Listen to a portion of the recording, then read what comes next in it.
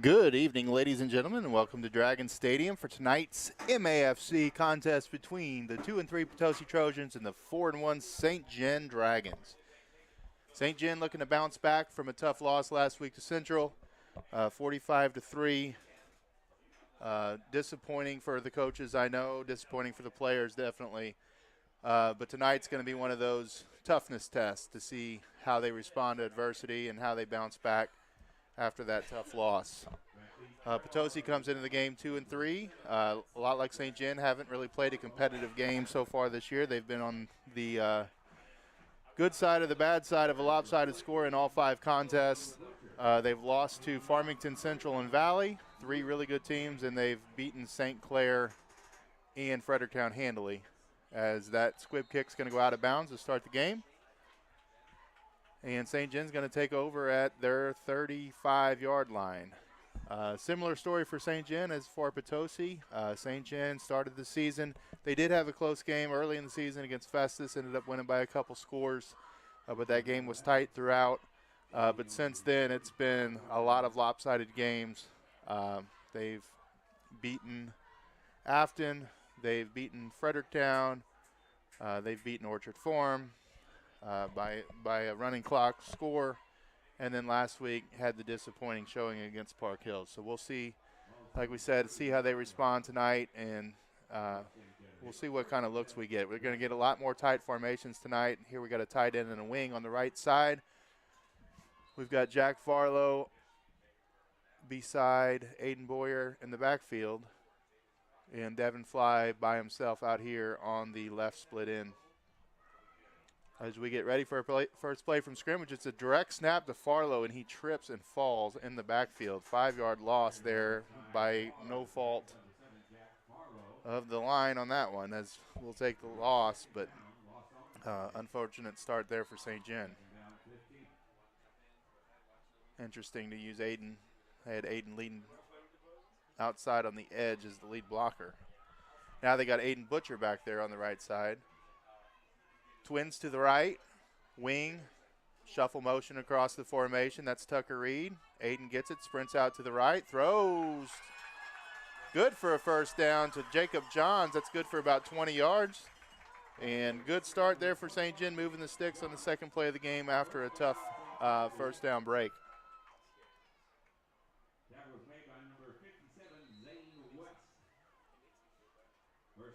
And it's going to be 1st and 10 inside Potosi territory.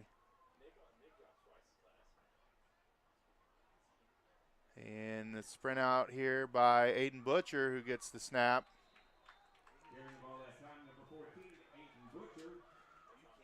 Interesting little wrinkle that Coach Balzer's put into the offense this week, is that's the second direct snap we've seen so far this week. Gets that extra blocker out in front, but it does take away the bootleg and the sprint out options for St. Gen. So give a little, take a little, as he gets about 4 yards on that play. This time Farlow and Butcher both in the backfield, each flanking Boyer. Jacob Johns now in front of them in the formation, and he goes up, lead blocker, and Farlow makes a cut, and he's at the 20, the 10, and right away he's in the end zone. 4 plays, 65 yards for St. Gen. Big pass play to Jacob Johns. Big run there by Jack Farlow, and St. Gen takes an early 6-0 lead as Brian Schwint looks to add to that by tacking on the extra point here. Very good start by this St. Gen offense. Minus that first play where we tripped and fell in the backfield, really positive drive there for St. Gen to start this game, and a good response after that loss last week. The snap is good, the hold is good, and the kick is good. And it's 7-0 St. Gen. Good start, Dragons. We will see how the Dragon defense responds from last week. They had a tough week last week. Went up against a lot of skill players in Park Hills. Quarterback had a wonderful game. Just very accurate passing, deep ball throws. And then Joe Bryant, one of the best players in the area, if not the best player in the area, was just too much for the Dragon defense last week. Potosi runs a lot of the same type of stuff, a lot of spread, a lot of twins. You'll see some trip formations, Some no back formations. Every once in a while, you'll see some up backs or some tight ends, but very rarely. So you'll see a lot of the same type of formations, and we'll see how St. John's defense matches up against these Potosi athletes on the outside. Not as skilled, obviously, as Central, but still a pretty formidable offense, as we've seen them score a lot of points against Central, or excuse me, against Fredericktown, and in week 1 against St. Clair. So they can put points on the board. There's the kickoff to about the 17, low line drive kick, fielded, and he's got some daylight and tackled at the 45-yard line of Potosi before he's brought down by Mason Nix on the tackle.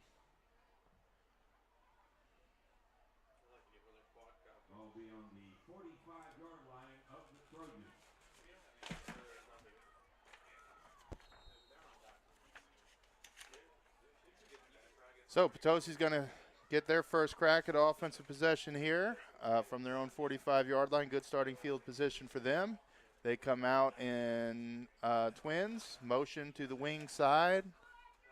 And there's the snap and the handoff. Run a little stretch play to the left side. And tackled there, looks like by Will Vaughn. So good start for the defense as he's brought down behind the line of scrimmage for a loss of 1 yard.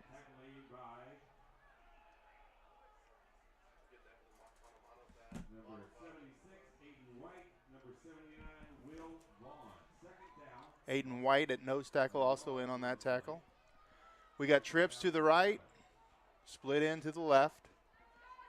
Running back flanking the quarterback. And the quarterback flares out on a little pass and, just barely brought down by the ankles there by Jacob Johns as he reversed field. Looked like he had some room to run there if he was able to break that tackle, but Jacob did a good job wrapping and not letting go and forced him down to the ground. So second down gain of about 4 yards, so that's going to bring up a 3rd and 6 after the negative play on first down. So good start on the first 2 plays here by St. John's defense.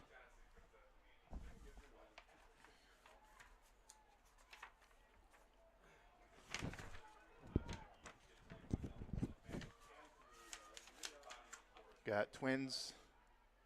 Take that back. He does not know where to go. Potosi had a receiver that was lost. Crossed the formation twice. Coaches told him to go the other way and then got the other way, and then they told him to come back. So not sure who was confused on that play, but somebody was definitely in the wrong place. So Potosi's forced to burn their tight end, or burn their timeout, early in the first quarter.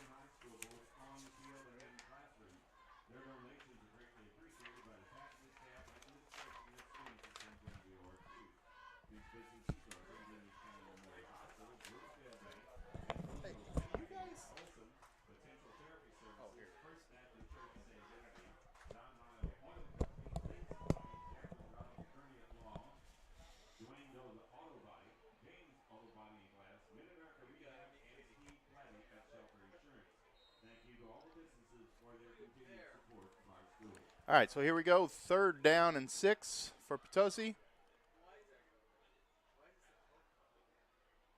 And there's the jet motion, and there's the fake to the jet sweep, and a quick pass over the middle, and that's caught by the split end.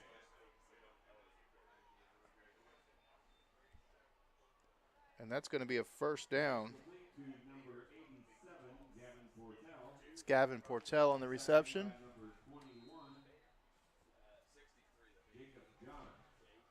Jacob Johns with the tackle. So we saw a lot of that last week, a lot of play action by Central, and then hit those receivers over the middle, and right away they come back with that against man coverage. And we'll see if St. John makes some adjustments to take that away. As we see motion out by the running back, and then the quarterback keeps and takes it the other way, opposite of the motion, and the defense is not fooled as they bring him down for a loss of 3 yards on the play.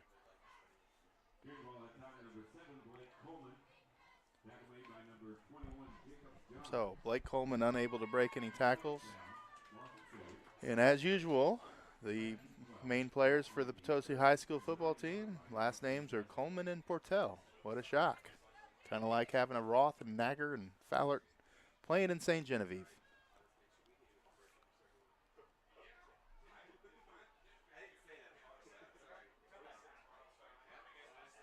And we got second down and 13. Single back, sprint out to the right, and there's the throw, and that is going to be complete just past the first down sticks. Nice pass there by Coleman. And Portell again with the reception, as he's now had both receptions for Potosi. And they're going to say his forward progress was stopped before the first down marker, so it's going to be third down and just about half a yard here for Potosi.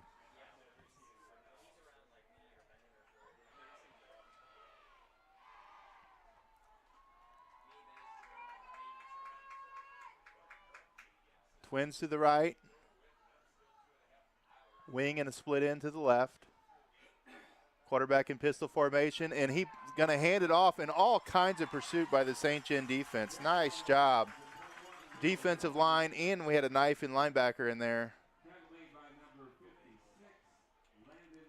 Landon Thompson's going to get credit with the tackle, but we had a gap blitzer there. I'm not sure which backer it was. Might have been Jacob Johns. Stopped the forward progress, and then the other guys came and cleaned it up. So that's going to take him back 4 yards, and that's going to be 4th and 5. Very good run defense here at the start for St. Gen. Much better than we saw last week in the contest against Central. Got trips to the left, split in to the right. And we got a rollout here by Coleman, and he breaks contain, gets outside, makes a pass. Good pitch and catch there by Potosi. And again, it looks like Portell on the catch. I take that back. Thomas Lambing on the catch. Portell was right there in the area as well. Gabe Willett with the tackle. And Potosi first down, approaching the red zone at the 22-yard line. Trips to the right.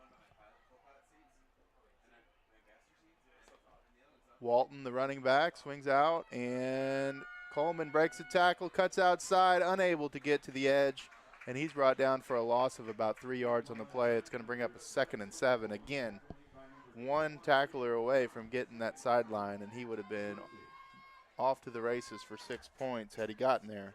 But once again, good job by St. Gen, wrapping up, not letting go. Potosi's really looking for that cutback early in this first quarter.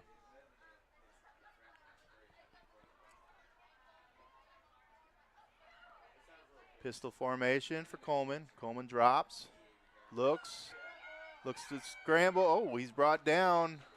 Boy, it looked like his knee was on the ground, but I think they called it incomplete pass.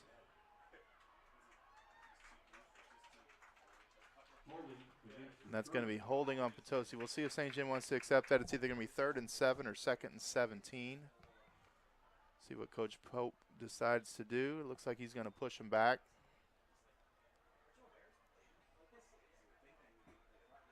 So 2nd down and 17 as Potosi now is backed up way behind the sticks.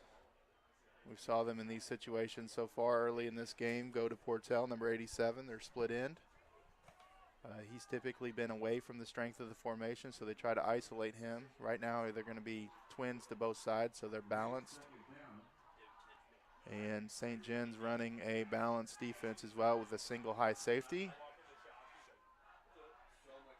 And there's a drop back by Coleman. Coleman looks to throw, wide open receiver, but not a real good gain. He's going to get about 7 yards. Gets close to the original line of scrimmage.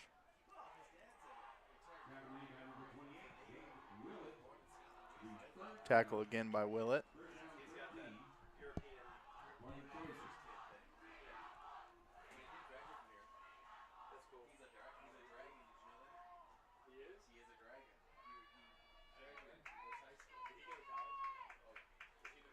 Again, we're in the pistol formation. Trips to the left, split in to the right. And there's the fake. Rides the belly of the running back. Oh, and that's open receiver, and it looks like he is going to rule it incomplete. Had him open in the end zone.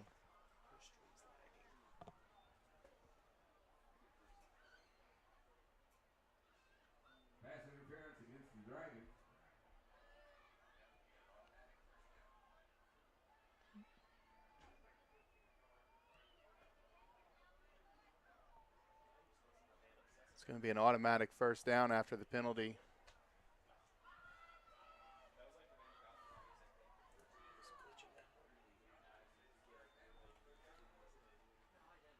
So Potosi's going to have 1st and 10 from about the, excuse me, it's not an automatic first down. Should be 3rd down and 1. It's my fault.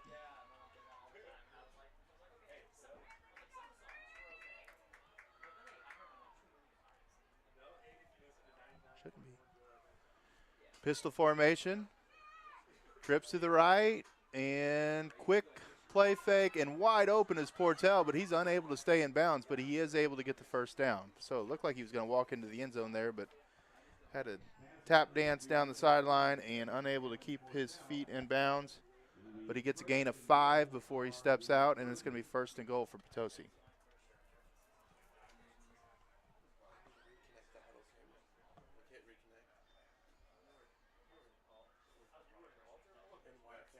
I'll wait till the next dead ball.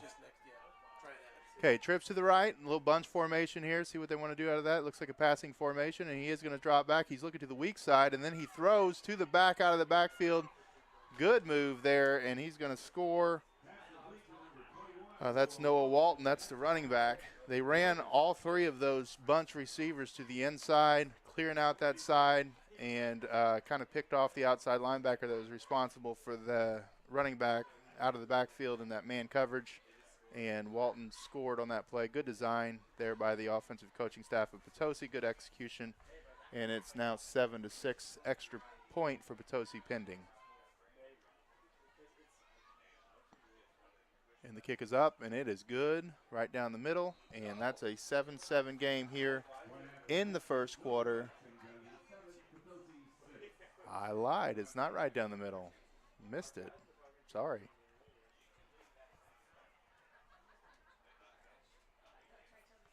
Look good from here, but we're not at the most advantageous angle.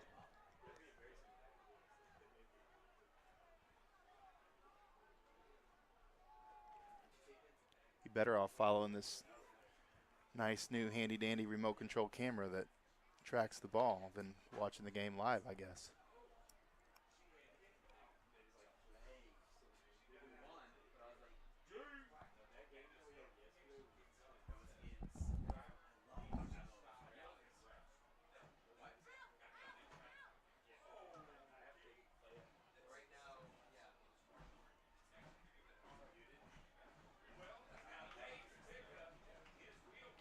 So St. John's offense is going to get their 2nd chance of the game here.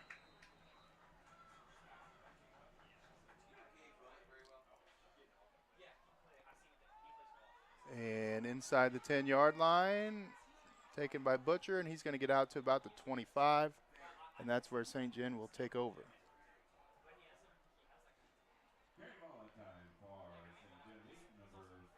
Going to reconnect here just briefly and should be good now. Had a little lag there. I apologize for that. Should be good to go now.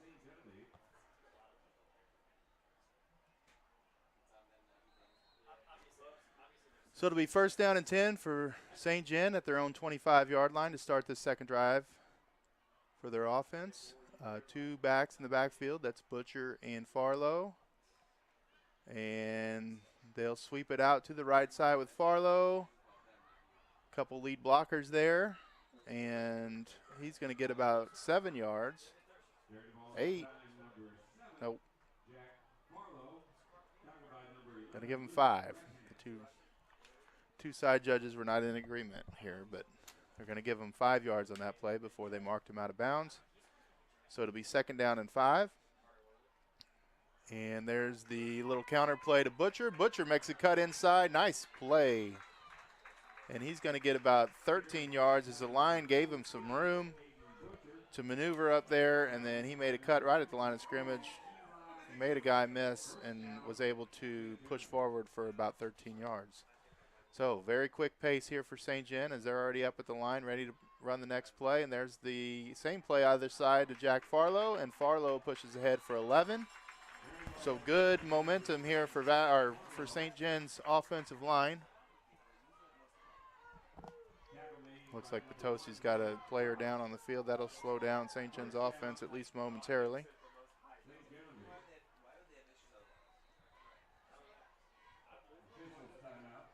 So we'll have an official's timeout.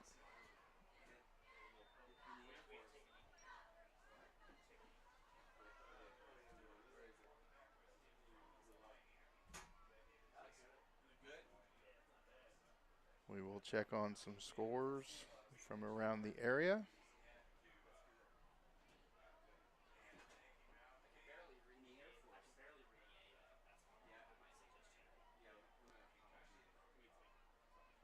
I think, if my internet cooperates. We've got an early score across town. Valley Catholic up 7-0 over Park Hills. And as of right now, that's the only game that's updated on the website. So we'll keep you posted on that game, as I'm sure some of you are interested in how that all plays out. Two conference teams there that were both ranked in Class 3. We'll talk a little bit about the district standings later, but right now it stands Valley in the lead. Park Hills just slightly behind them in second place. Kennett's in third place, still undefeated, and St. John comes in at fourth. There's a counter play again to Farlow. Third time in a row they've run that counter play. Again, good positive gain.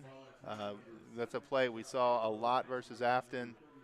Just kept running the counter play. They never adjusted, and they just basically ran the ball at will. And now you're seeing them do the same thing here, as that was a lead play there, not the counter play, but same concept. Using that left side of the line, McBride and Schweigert doing a good job moving their guys off the ball.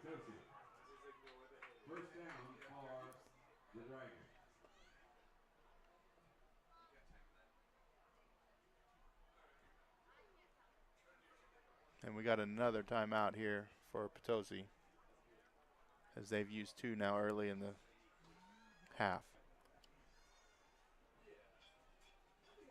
Potosi knowing that they're needing to make an adjustment here to try to stop this running game for St. John, as they've been able to pretty much run the ball at will up to this point.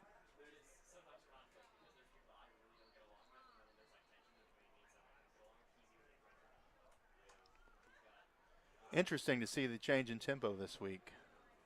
It's tough for defenses when they get back on their heels and you're running those plays rapid fire like that. They struggle to get lined up for one, and then once they get lined up, they're tired. And they just don't have the same fundamentals. They don't stay low. And it's a very big momentum sport, as Butcher goes to the outside on a stretch play, and he's going to get 16 yards. Another big play for St. John's running attack. And they're going to be inside the red zone right at the 20-yard line. First down and 10. Looking to tack on another score here in the first quarter, as that one goes to Butcher. Butcher through the middle. He's going to get 4 yards. And again, the coach is over here telling them to push the tempo. They line up here, twins to the left, split in to the right. Only thrown one pass up to this point. There's that counter play again, this time to Farlow. Farlow breaks the tackle, but then he's brought down right at the line of scrimmage, so it's going to bring up a 3rd and 5.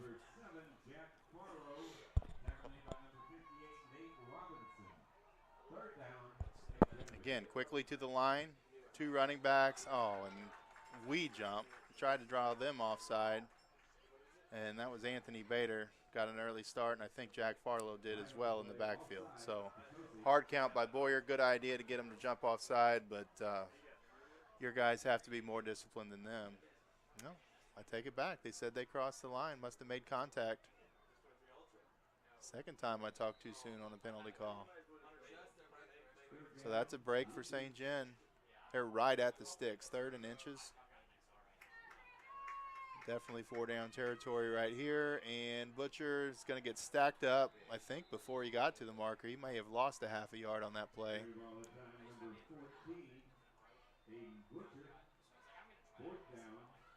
It's rare you see a guy hit himself in the helmet and then the call goes on the other team, but that's exactly what happened on the previous play. So 4th and 1. Again, tried the dummy call to get him to jump offside, didn't jump.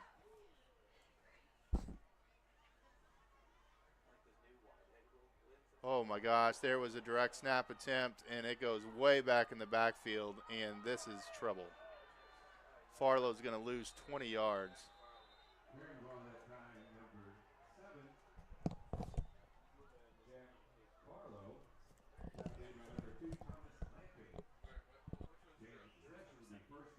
So that is a bad end to that drive. That is not what they needed at all, as went right down the field and then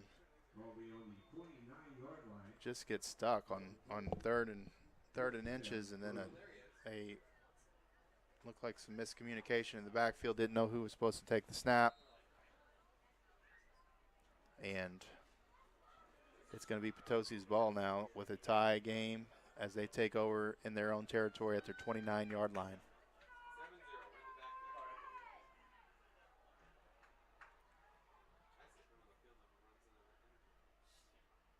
There's a snap. Coleman looks down the middle, and that pass almost completed there. It was a little behind the receiver, but that almost worked out perfect. Devin had good coverage, but receiver saw the ball behind him. He stopped. Devin was playing the receiver, so he was still in motion. And kind of got a break there that he didn't catch that, because if he would have caught that, that would have been a 71-yard touchdown run.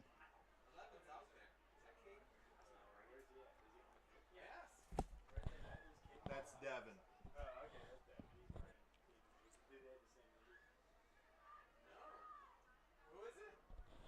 It's his brother. He's wearing his jersey.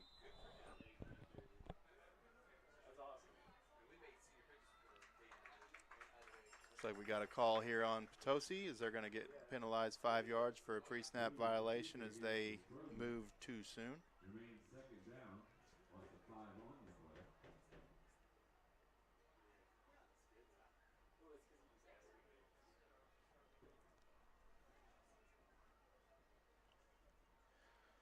So 2nd down and 15.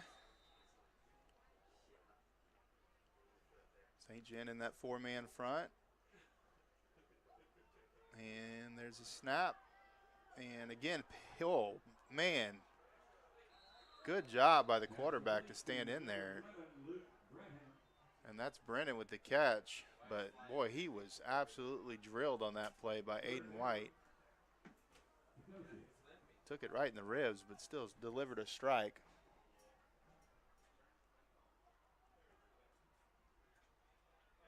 So nice job by the defensive line to get some pressure. But good execution there by Potosi, and showed some toughness on that play from Coleman.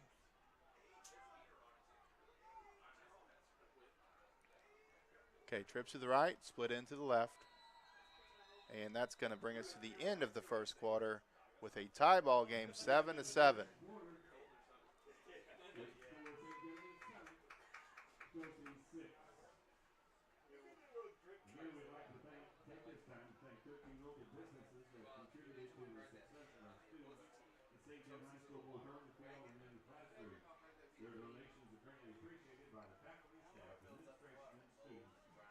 I want to take a minute to congratulate our volleyball team. Big win last night over Farmington. Both teams ranked in state. Just a competitive 5-game match, back and forth, as all good volleyball matches go. Just momentum swing after momentum swing.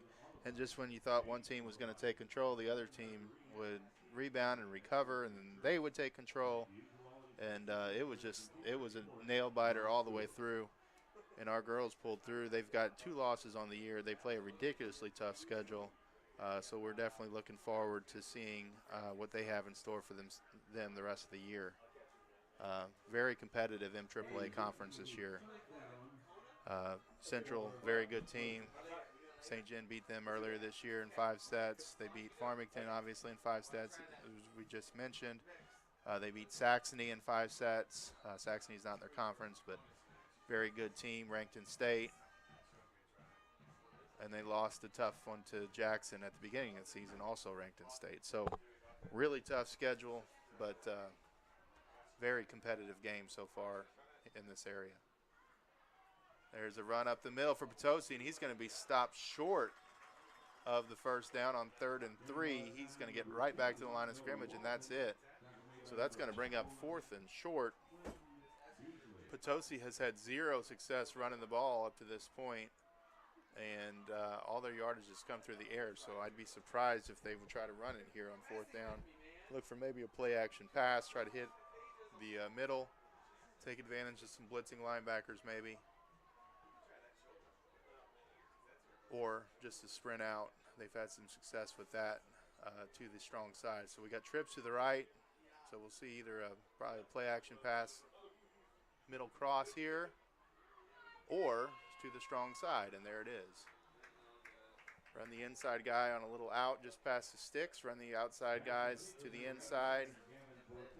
Works as kind of a natural pick play, and Potosi executes it and gets the first down. Risky play there going for it that deep in your own territory, but coach felt good about that play, and they were able to execute it. So it's going to be 1st and 10 at their own 42-yard line.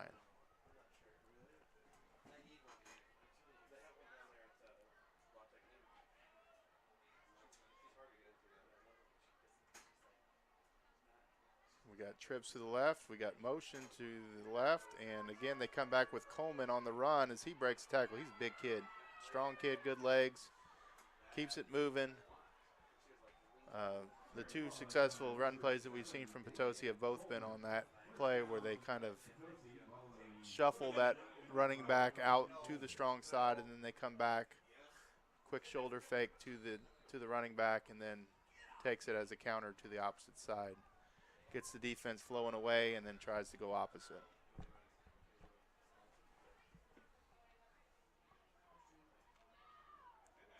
So 1st and 10 now at St. John's 39-yard line as Potosi moving down the field.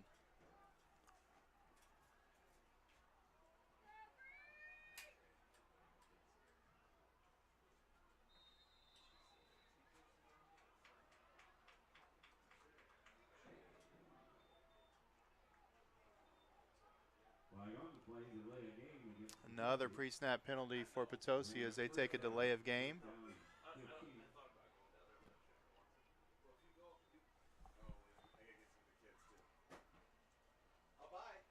Got a pretty good reffing crew here tonight.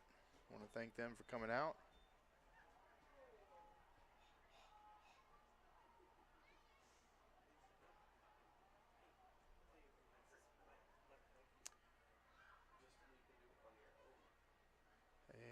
There's the little speed option, looks like, by Coleman, and he is met in the backfield, and he is dropped for a loss of 5 yards.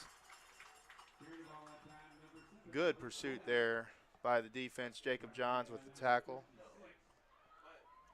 Landon Thompson was there first, forced the action, and then Jacob Johns brought him down.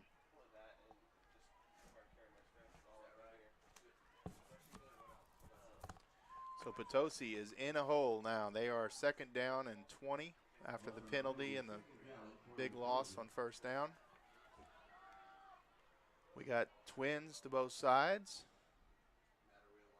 Motion. Fake the jet sweep. And there's the pass by Portello over the middle. And, oh, that would have been a wonderful catch there, but unable to bring it in.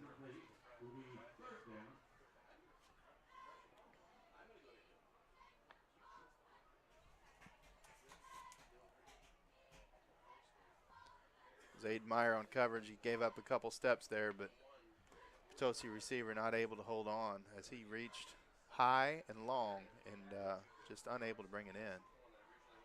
Got trips to the right, solo to the left, 3rd down and 20. Potosi needing a big play here, needing probably about half of it to consider going for it on 4th down. And there's the pass deep. Oh, my gosh, and he is wide open.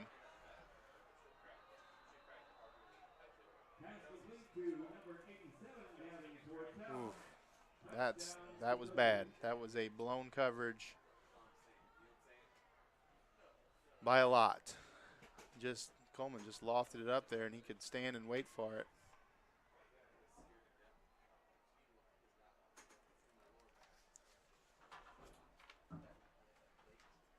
Not sure if there was miscommunication there as far as playing zone or man, but whatever happened, there was nobody playing the deep half of the field over there on the left side. So we got that bunch set to the right. This is where they went to the inside receiver on a little out route. There it is again, and he drops it this time. So they're going to settle for 6 points on that drive, and it's going to be a 13-7 lead for Potosi.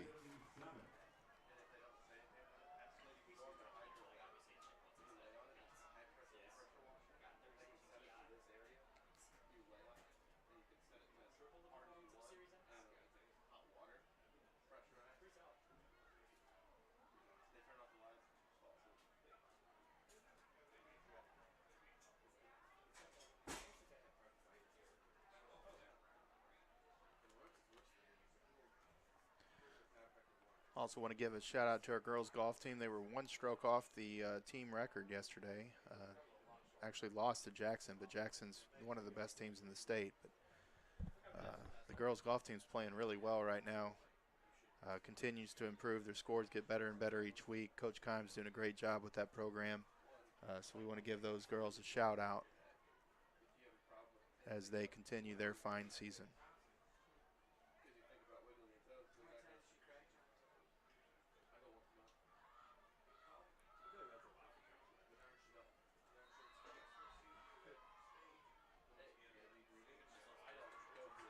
So Potosi set to kick off with a 13-7 lead, and that kickoff is going to get to about the 6-yard line, taken there by Devin Fly. Devin coming up the sideline, cuts back at the 20, now goes back to the sideline again, and he's going to get to about the 26-yard line where he's brought down by Potosi, and St. John will take over at the 26-yard line.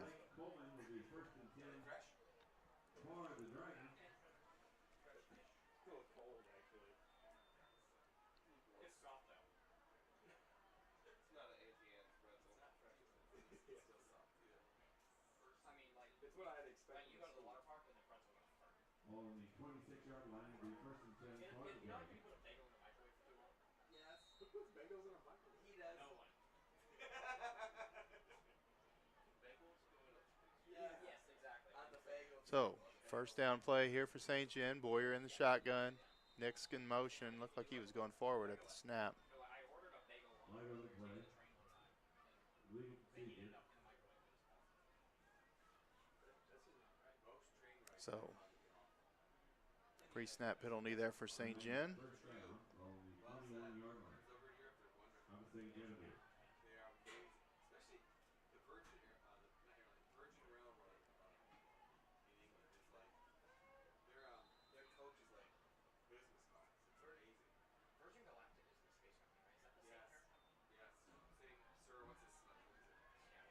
And there's the pass to the outside. They're going to get about 4 yards there.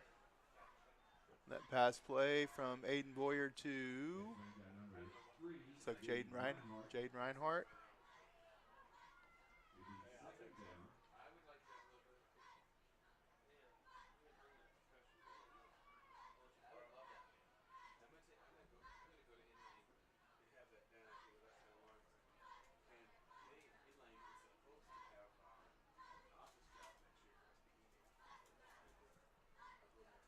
So we got trips to the right, tight end to the left. Sorry, split into the left. Sprint out to the right for Boyer. And Boyer, Tucker Reed was open, but closing the distance there was Coleman out there just in time to tip it. And that's going to bring up a 3rd and long for St. John after the penalty. Short gain on 1st down.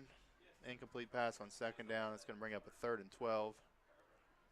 And St. John really needs to move the ball offensively here as their defense has struggled so far in this game, stopping the Potosi offense. Motion across the formation from Fly.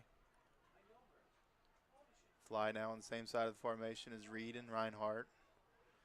Back also comes out here. Butcher runs the motion. They run across the middle, and there it is, the Devon Fly.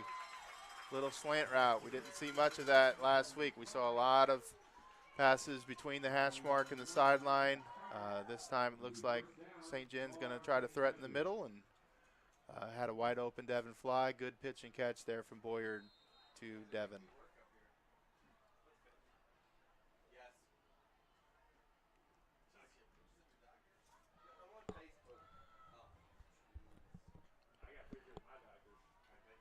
Double formation here, and Butcher is going to take the jet sweep handoff, and he tries to get the edge. He cuts it up inside, and he's drilled down, but not before a gain of about 5 yards.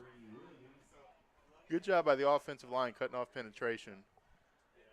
Aiden had to work for those 5 yards, but he didn't get hit, didn't get impeded until after he got past the line of scrimmage. So big guys up front doing a good job of keeping Potosi's defensive linemen and inside linebackers from getting penetration.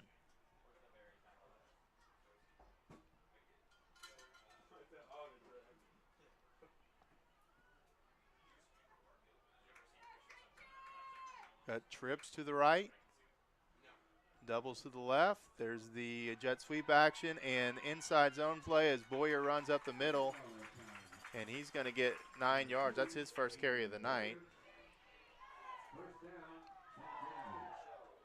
A lot of the quarterback sweeps that we've seen in the past weeks have basically become direct snaps. They may go away from that, though, now that we had that drive-killing snap and a loss of about 20 yards on the last drive.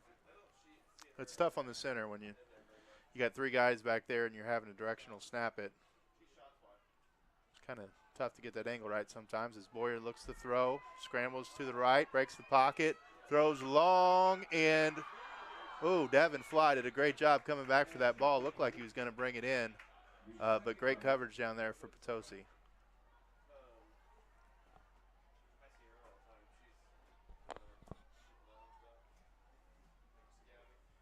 A lot of times in high school ball, you see kids give up on it when it's underthrown like that and give the defense an easy interception. Devon did a good job of coming back for that ball, going up to try to get it. Not only did he try to get it, but he made sure that it wasn't intercepted.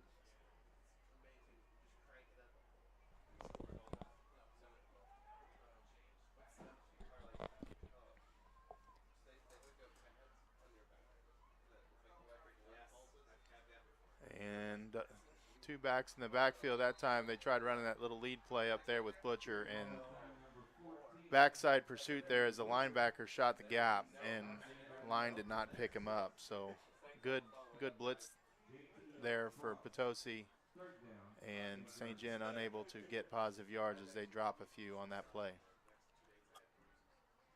Looks like they'll go back to their 4 wide receiver set now as Reinhardt checks in for Farlow. Butcher in the backfield to Boyer's left. Trips to the left. And sprint to the left. There's the pass across his body. Good job turning upfield, getting the first down by Jaden Reinhardt. The pass was short of the first down, about a 7-yard pass, or 7-yard pass the line of scrimmage. And Jaden knew he needed to get 5 or 6 more yards, and he put his head down and made sure that happened as he lunged forward past the marker.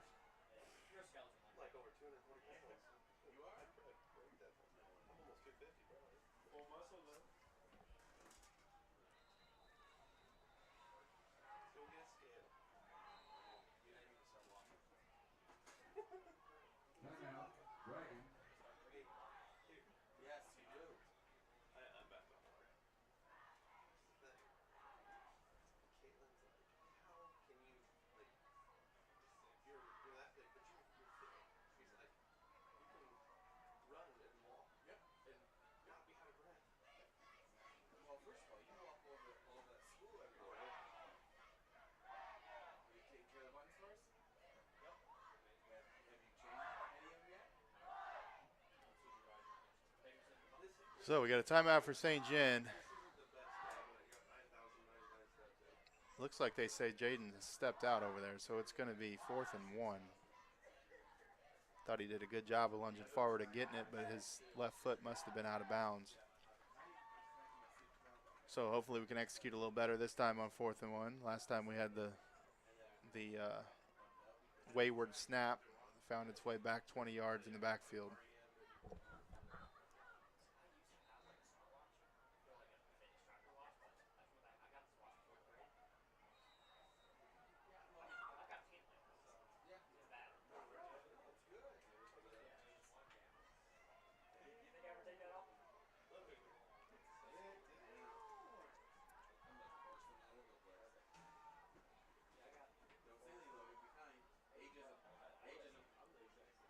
So 4th and 1. Tight formation here for St. John, 2 running backs. And they're going to hand it to Farlow. Farlow this time breaks through the line of scrimmage. He's going to get 6, 7, 8 yards before he's brought down by Potosi and may get a late hit added on. It looks like they held onto the flag. He reached for it, didn't throw it. As Potosi had a defender come in late, but said it was all good. No harm, no foul. And that's a first down for St. John as they're going to try to go tempo again. Tucker Reed split out here to the right side. 3 backs in the backfield this time. And that one again by Farlow, taken for a gain of about 4 yards. And St. John's had a lot of success with this up-tempo play calling here. So we'll see if they continue that.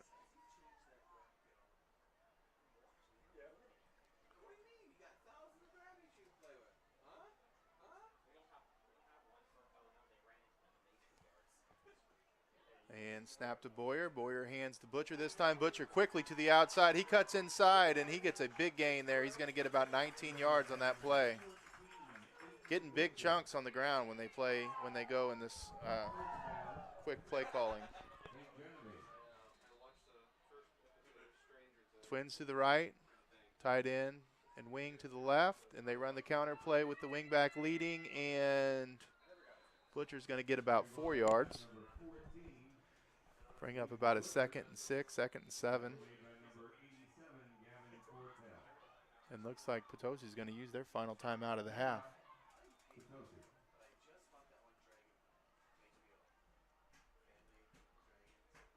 Actually, it looks like they've got 1 left, so one of those timeouts earlier must have been a water break.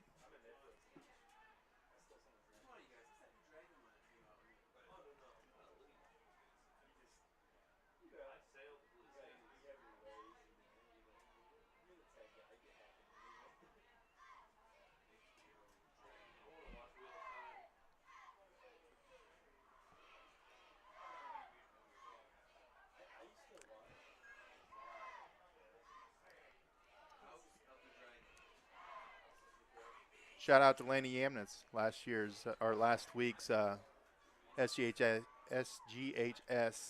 is Athlete of the Week. That's a mouthful. SGHS is,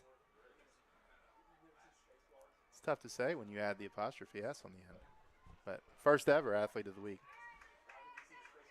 Fine girls golfer and a fine member of the SG broadcasting crew. As Aiden Boyer gets it, that's Jack Farlow takes the direct snap, and he's going to get down to about the 1 yard line. And he'll have a first down, and St. John is in business here, 1st and goal from the 1 yard line.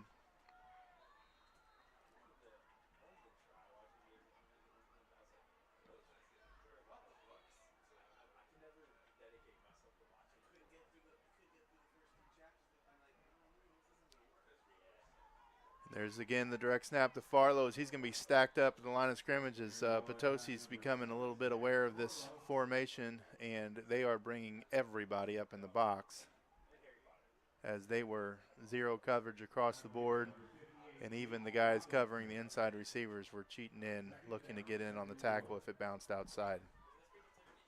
So we'll see if the St. John coaching staff makes an adjustment there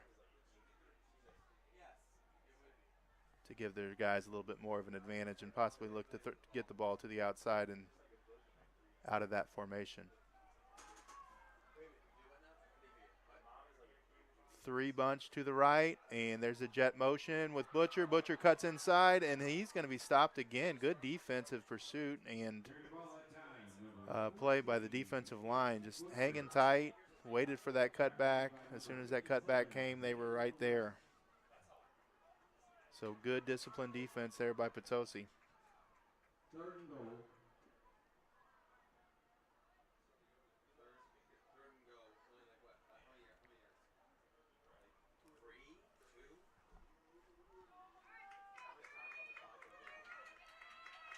Got two receivers, or two running backs, excuse me. Jacob Johns up back now as he comes in motion. And again to Farlow, and Farlow again is stacked up at the line of scrimmage. So it's going to bring up 4th and inches from just outside the goal line. And this is a situation we don't run from under center. Ball on the 1-yard line. It would be nice to have the ability to do that every once in a while, but you only have so much time in practice, and you want to focus on strengths. So you work with what you have and do the best you can.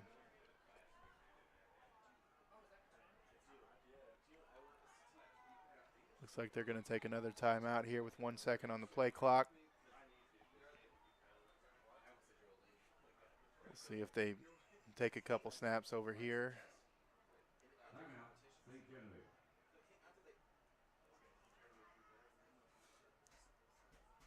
Doesn't look like they're going to, so I'd expect them to go out of shotgun again.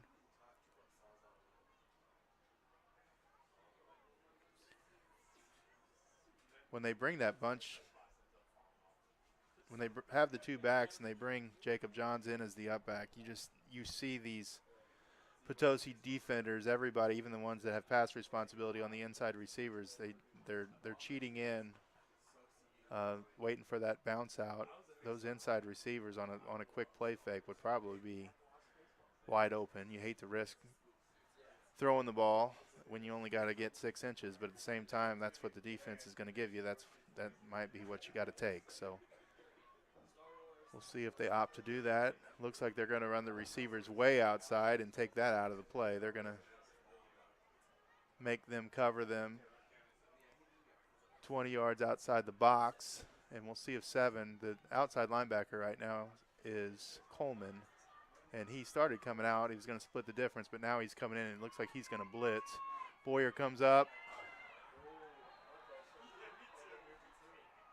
Tried to take the snap under center, and he ended up going backwards. I don't know if he fumbled the snap or what, but it's one of those things. If you always want to do it, and you say, why don't you go under center, why don't you go under center? But if it's not what you do, and it's not what you focus on in practice, and it's not something that is part of your game plan each week, or not part of your overall offensive scheme for the season, it's tough to just do it one time.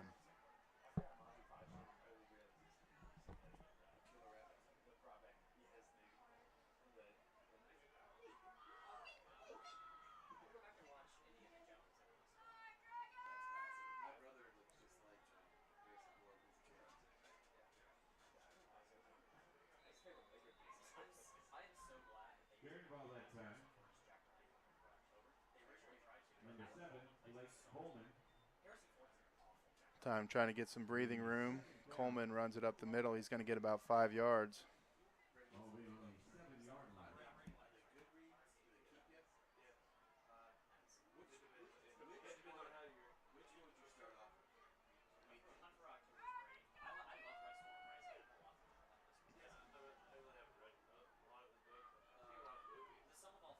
So here's the snap, out of shotgun, up the middle, and stopped again.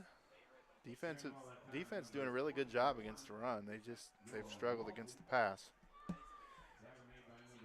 Can't get off the field. They've given up some 4th down conversions, given up several 3rd down conversions, and then a couple big plays through the air.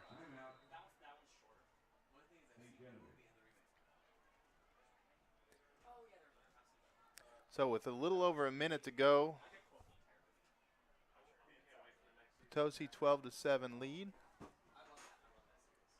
as the difference is a missed extra point on their first touchdown. Then they went for 2 to try to regain that point and missed that. So keeping it inside of a one-possession game.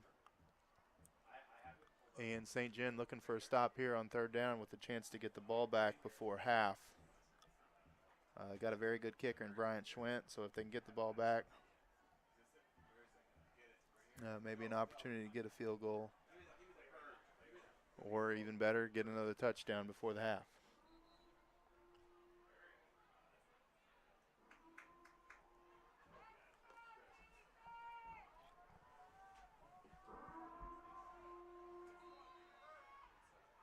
All right, 3rd and 5. Big play here. Coleman comes out in pistol. There's the motion, and again, they counter away from that motion, and they had him stop short. He breaks through, breaks the tackle, and that's going to give Potosi, at the very minimum, an opportunity to run out the clock here in the first half, and it may give them a chance to try to take a shot or two down the field. With the way St. John's pass coverage has been, they may have an opportunity here to possibly take a shot.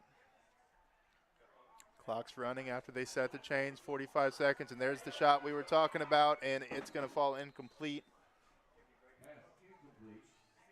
It'll be 2nd down. St. John does have 2 timeouts left, so now if they decide to run the ball, they could take a timeout or 2. And, you know, at the very least, maybe you force them to punt. High school football, you never know what's going to happen when you line up in punt formation. You have a long snap, which could end up Lord knows where.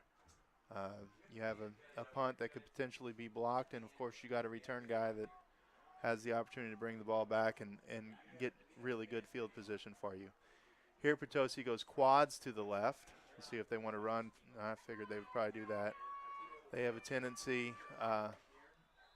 as Coleman runs to the weak side, gets another first down, and I think that'll stop the clock momentarily. They line up and hurry up right away again.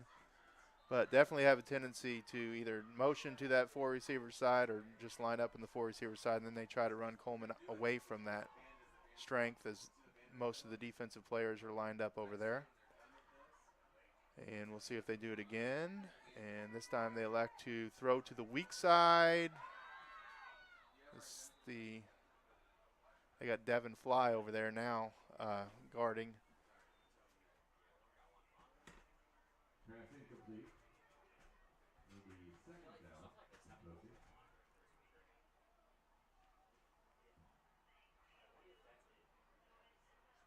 Looks like that's one of the adjustments they've made. They've switched. They flipped the 2 cornerbacks.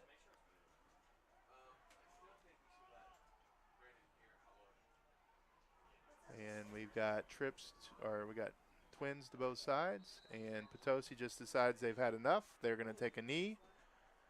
And that takes us to halftime with the score Potosi 12, St. John 7. After St. John goes down the field on their first possession, gets on the scoreboard first with a 7-0 lead. Potosi answers immediately, misses the extra point.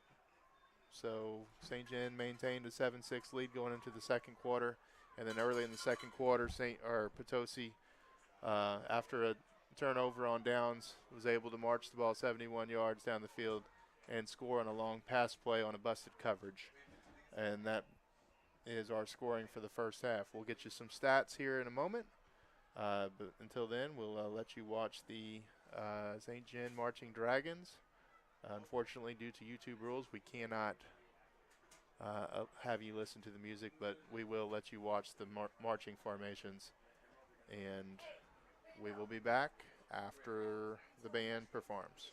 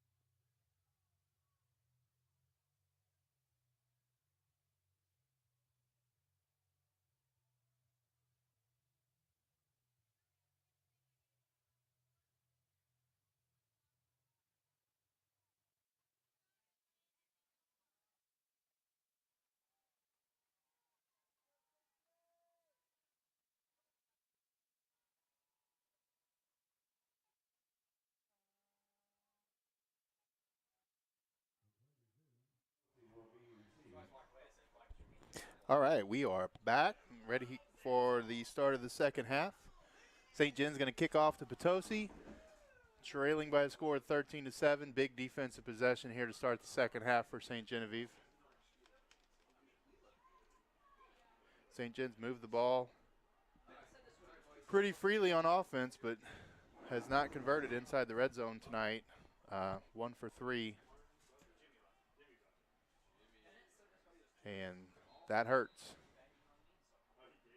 They kick off here to Potosi. Onside kick to start, and that's going to be St. John's ball, and he's going to return it. Woo! There's a momentum changer to start the second half. Big call there by Coach Pope. Coming out, taking advantage of the lineman up front. Good onside kick. Got a great bounce there from Bryant. And that ball was recovered and taken down for about 22 yards by Justin Schwent, the starting inside linebacker for St. John. So very big start as St. John now has the ball already in Potosi territory, 44-yard line, and big momentum switch here to start this half. Coming up in a tight formation, we got a tight end and a wing back to the right, 2 receivers to the left. Fake the handoff and going for the big play right, wide open down the middle, and that is Devin Fly. Touchdown, St. John. What a start. And it looks like we're going to have a hold on the offensive line. I did not see that flag thrown down by Aiden Boyer. Oof, that's a killer.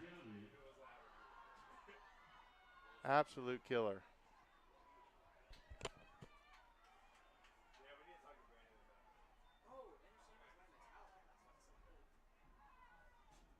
So that's going to set him back 10 yards and negates a 44-yard touchdown pass from Boyer to Devin, as Devin was running wide open after a play-action pass to that strong side of the formation. And Potosi's linebackers were flying to the fake and left Devin one-on-one with no safety in the middle of the field. And we'll see if they come back to it. Now they run unbalanced formation out of that, and Aiden Butcher gets it to the left side. Ooh, good tackle.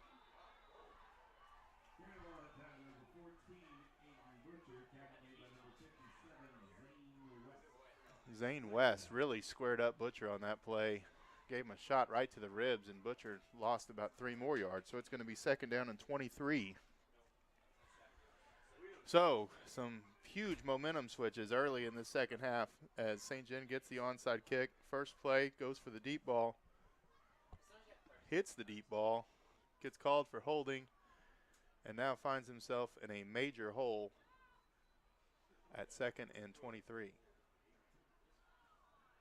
And Boyer looks to throw. Again, over the middle has Devin again, and just off the fingertips.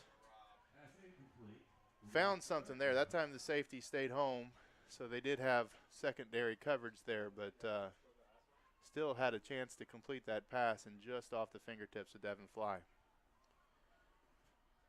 We do have a score update from Valley. Its score is 7-7 at halftime, so very good game over there between Valley and Park Hills.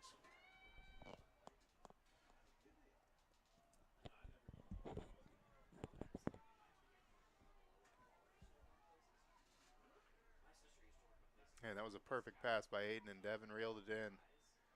But all negated by a penalty as Boyer looks again to the outside. That time he's looking for Tucker Reed, just overthrown. And St. John's going to have to punt after the onside kick recovery here after their first offensive possession stalls out after the huge holding penalty.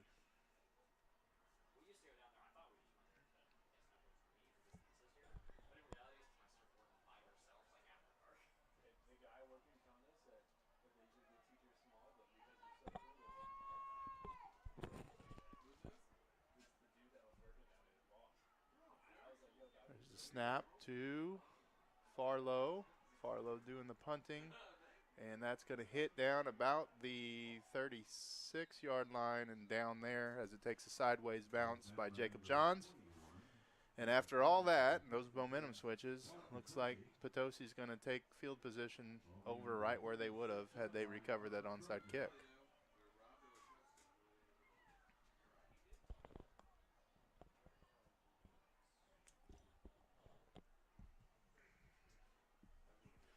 I will say that was one of the better onside kicks I've seen in high school football. Perfect.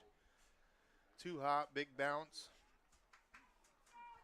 Might be something that we want to go back to in future games here, even if the situation isn't desperate like we see onside kicks usually performed.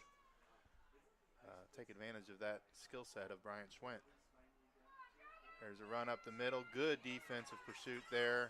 Good job by the defensive line, staving off those offensive linemen, allowing those linebackers to come up and fill those gaps. Looked like Jacob Johns was there for the tackle. Made by number 21, Jacob Johns. Second down. See if we can straighten out our defensive backfield here as we have Devin now go to the left side of the formation.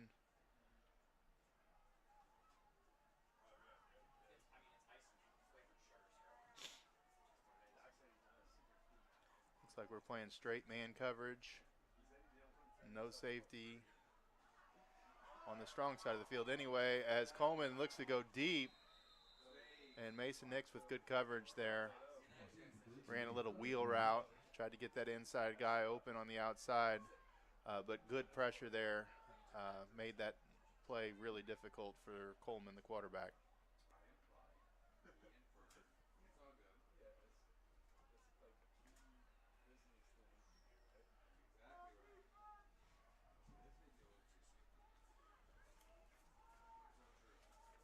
And the running Twins, they got Devin manned up over there.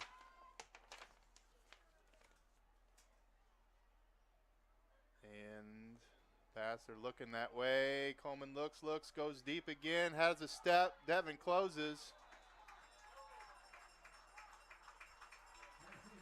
Excuse me, that's not Devin, that's Butcher. Will be fourth down.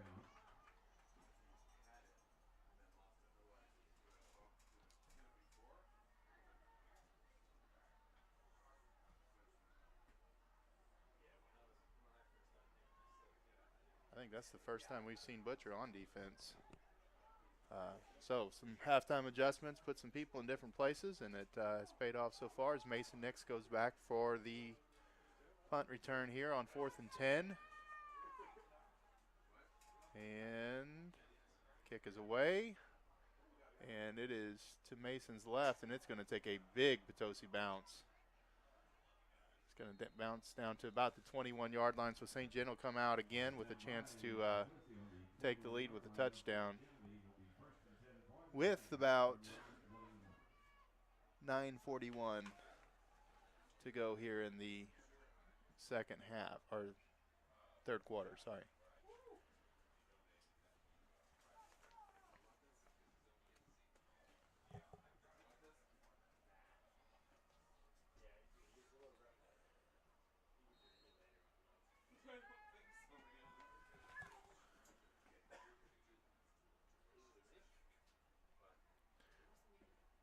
Shuffle motion to the right, and they're going to hand off away from that motion, and Butcher's going to break through. He gets about 9 yards, brought down by the shoestrings. And Potosi's fortunate that they were able to bring him down, because if they were not able to make that tackle, Butcher may still be running into the end zone right now, as he had gotten through the initial surge of defenders. And it'll be second down and a very short one as Boyer sprints out. A little play fake. Oh, Coleman out there playing outside linebacker. Looked like he was going to the outside to cover Tucker Reed after the pump fake. And then at the last minute, doubled back, comes to cover Jacob Johns. That's where Aiden Boyer was throwing the ball. If he would have just stuck with Tucker, I think he would have had the first down plus several more yards. But tried to get a little extra with Jacob, but good read by Coleman.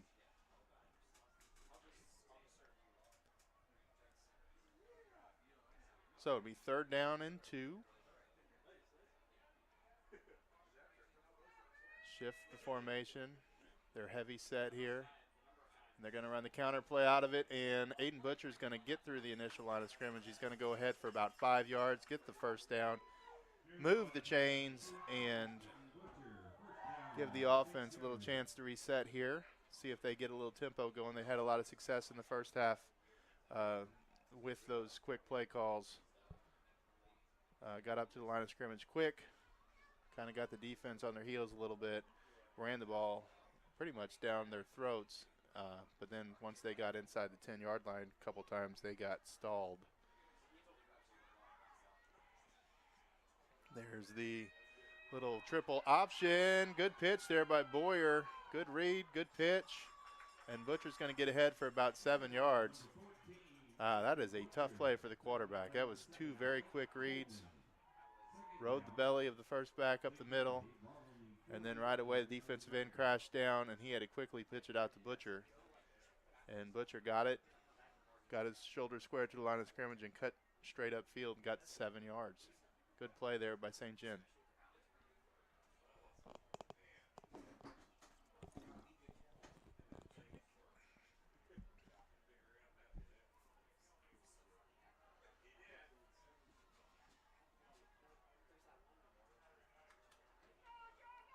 Trips to the left, spread out to the left.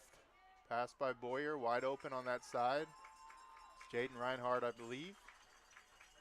He's going to move the chains again. Pass complete to number 3, Jaden Reinhardt. First down, St. Genevieve.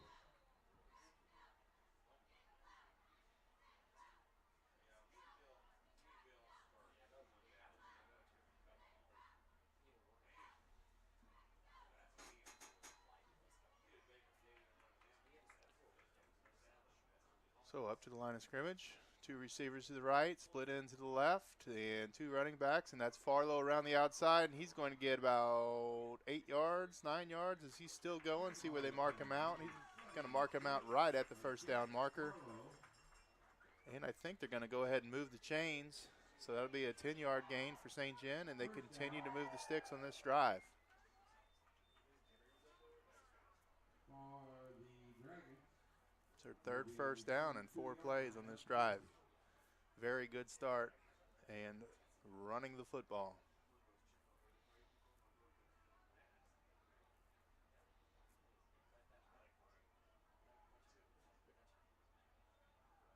Oh. And there's a snap. And I don't know if that was a direct snap attempt again. Either way, Butcher ended up falling on it.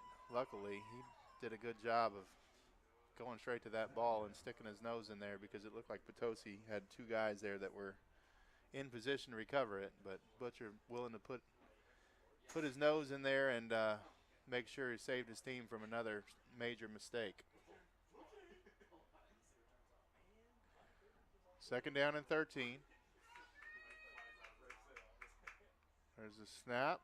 Play action pass to Farlow, looking deep, and he's got Devin Fly again. He's at the 5, cuts back, touchdown, Devin Fly. This time no flags on the field. Big play, 45 yards, and this one's going to count, and that's going to put St. John back on top of the scoreboard, 13-12. We'll see if they go for 2 to try to make it a 3-point game.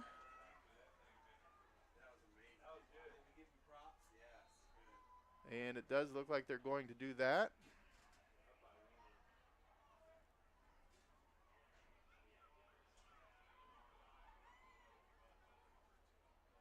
And I have we got a center. The long snapper was in there instead of the center. That would not have been a good way to run the 2-point play. That had disaster written all over it. Good thing they noticed that as we got no back set, but here comes Butcher in motion, and they try the counter play with Aiden Boyer, and he is stuffed.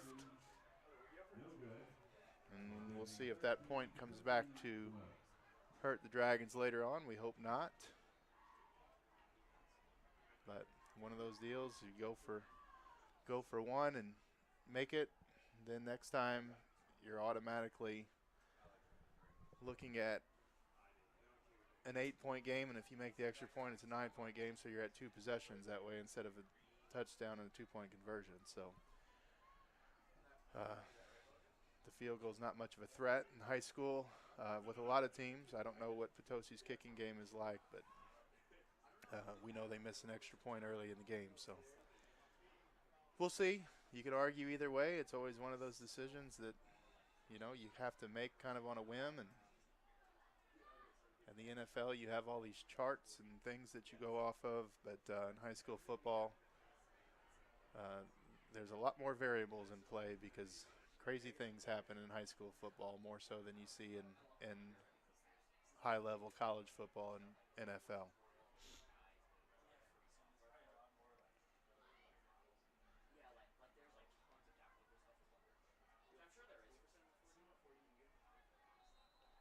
So Brian Schwint back to kick. St. John with a 13-12 lead, and he gets his boot into it, and he kicks it down to the 10-yard line. It kicks around down there. That's a live ball. He picks it up at the 5.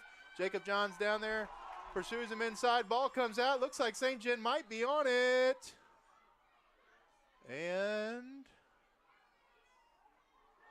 St. John's ball at the 10-yard line. Huge, huge momentum swing as St. John gets a long 46-yard touchdown completion from Boyer to Fly.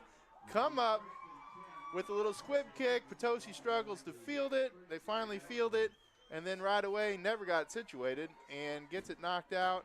And St. John is now in a position to score again and extend their 1-point lead.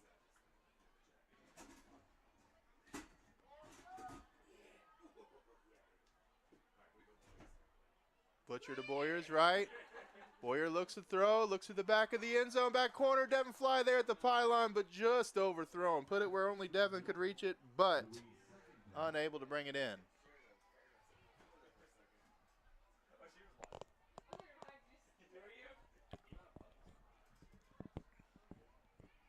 They're really making a conscious effort to get Devin involved in this game, and it's paid off here in the last few minutes.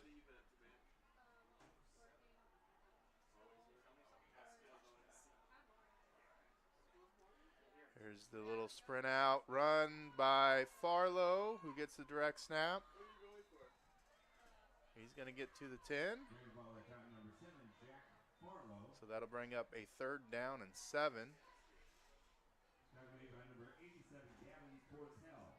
They are in field goal range.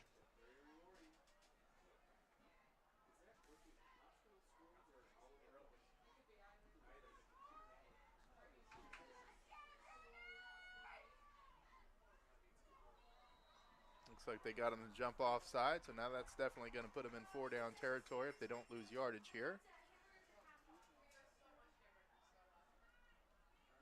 That'll be 3rd down and 3 from about the 5-yard line.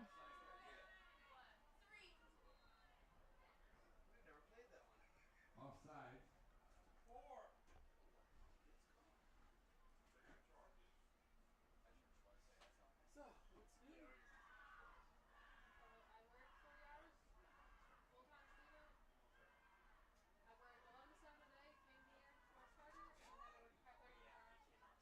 So trips to the right, way outside. That usually indicates a run play, but nope, play action pass. Oh, on the slant route. And that's going to bring up 4th and 3. That's in and out of, I think that's Jaden Reinhardt's hands. Tough ball to catch. It was out in front of him a little bit, but had a chance at it. And 4th down and 3 from the 5. Looks like they might have to use a timeout here as they're unsure about what they're going to do. They try to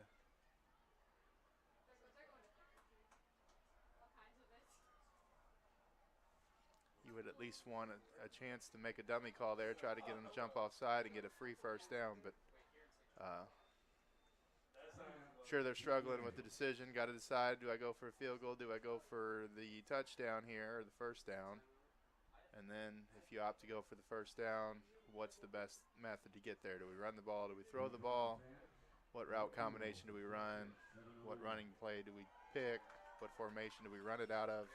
All kinds of things go through those coaches' headsets and those discussions in these types of situations. Um,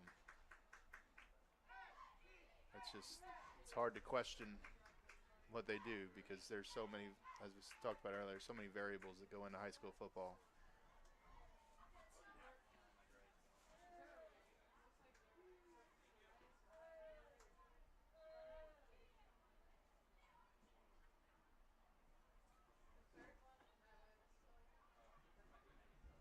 Looks like they're going to keep the offense on the field.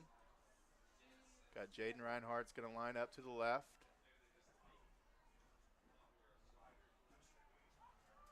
We got Tucker Reed's going to line up to the right. Butcher's going to be in the backfield, it looks like.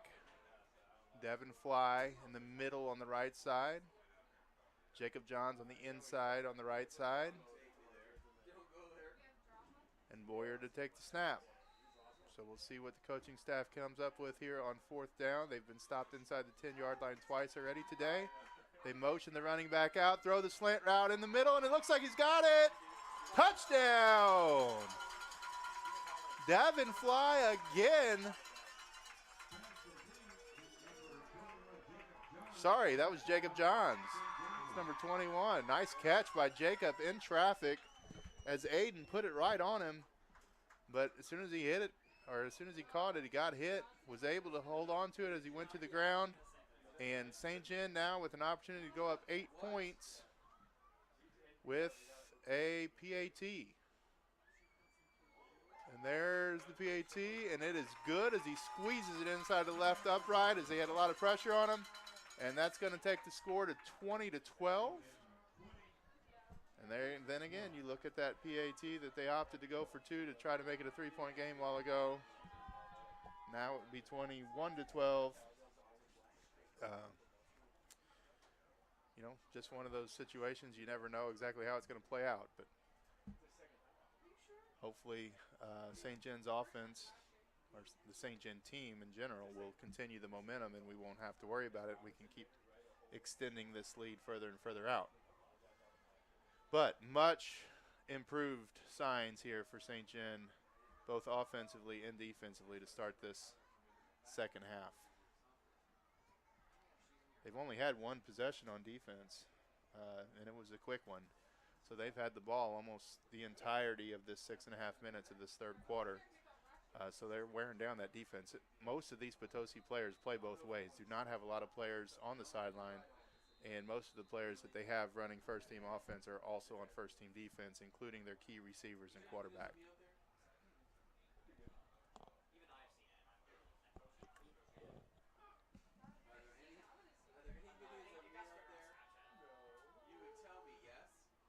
Not quite sure what happened. They whistled the ball ready for play. I have no idea what's going on here.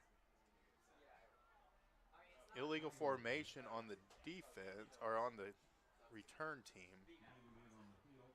I don't know if they had an extra guy on the field. I have no idea. They must have had 12 men on the field.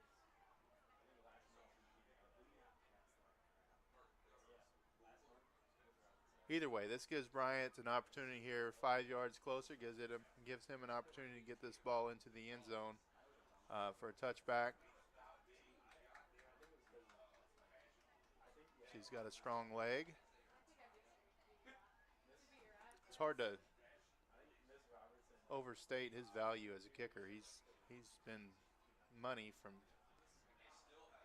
on his PATs, and last week he got us off to an early 3-0 lead with the field goal. So he's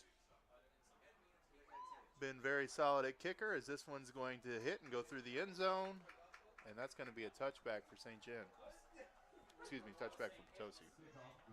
Through the end zone. The first and 10 called in on the 20-yard line of the Trojans.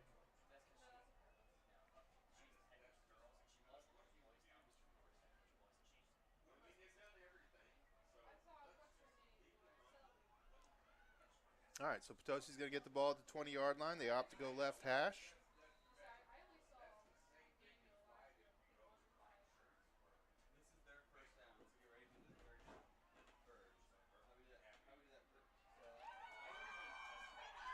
And the defensive, helmet's off. Blow the whistle, boys.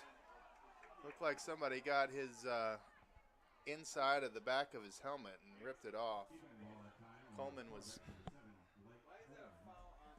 head was exposed.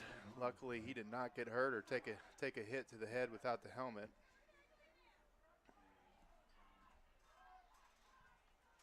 As Dr. Smith complains because there was a penalty, he obviously didn't see the kid's helmet get ripped off of his head. I saw the helmet come off. I didn't think it was a face mask.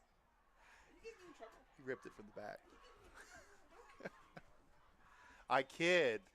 Dr. Smith and his crew do a wonderful job with our video board out here. If you've seen a game at Dragon Stadium this year, some awesome things that they do. Great sound effects, some amazing music.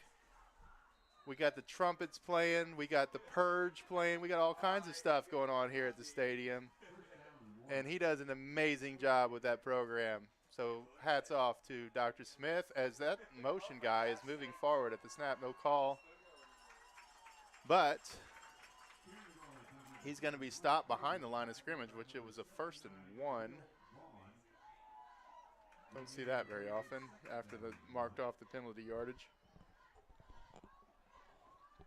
And he stopped right at the line of scrimmage, so now it'll be a 2nd and 1.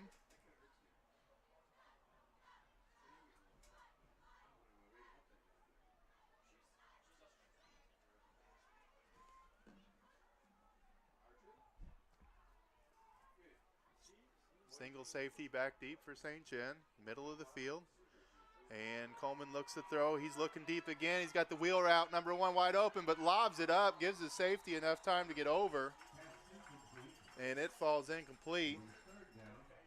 We have an overabundance of hamburgers. They are now half price at the concession stand. Isaiah Balsler playing safety there, did a good job getting over there, but if that ball would have been thrown on a little bit better of a line and not so lollipop, it would have probably been a big play for Potosi. So 3rd down as they announce that hamburgers are half off in the concession stand. Big rush to the concessions. And looks like they're going to run the quarterback sneak, and Coleman comes up, and I don't think he was set. So if he comes up to the line of scrimmage under center, he's got to stop for 1 second. He's got to be set for a second, and I think that's what they're going to get him on. And that's going to cost them 5 yards. So after that advantageous play, and they marked off that 15-yard penalty, which, by the way, that was a live ball penalty. That should have been marked from the spot of the – that should have been marked from the previous spot, not from behind the line of scrimmage. But I think that mistake by the officials have cost Potosi here as they're now in a 3rd and 5 situation. The officials have had a pretty good night tonight. I don't want to criticize them too much. There has been very little confusion as far as penalty calls and conferences and things that we've seen in previous weeks with officials not quite sure what they're supposed to be doing. But this crew's done a pretty good job tonight. I think they might have missed the enforcement on that last penalty, but overall, I've had a good game.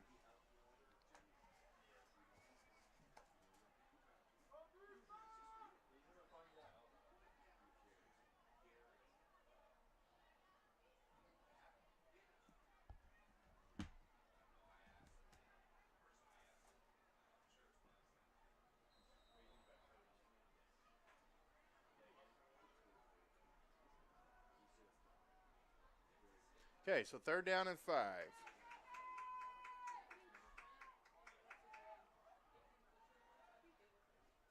Again, looks like it's man coverage for St. John with the single safety back.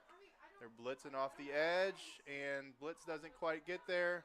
But the pass is dropped by Potosi. It would have been right at the 1st down marker, and that's going to bring up a 4th down. A while ago, they went for it in a similar situation. They were up about 5 yards from where they currently are now, but second half of the game now, we'll see if they elect to punt, and it does look like they're going to put on a punting unit. This is a situation St. John where probably wants to play it safe. They decided to not put a returner back there.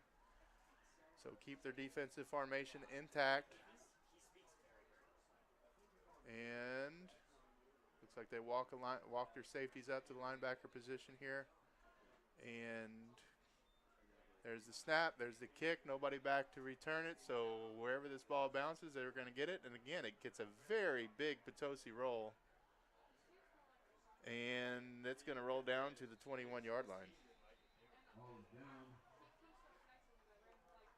We got an update from Valley. It is 15-15.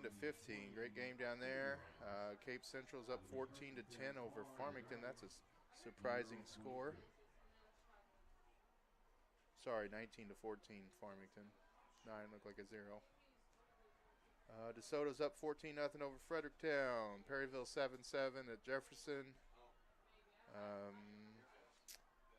Festus 20-15 over North County. That's a surprise there too.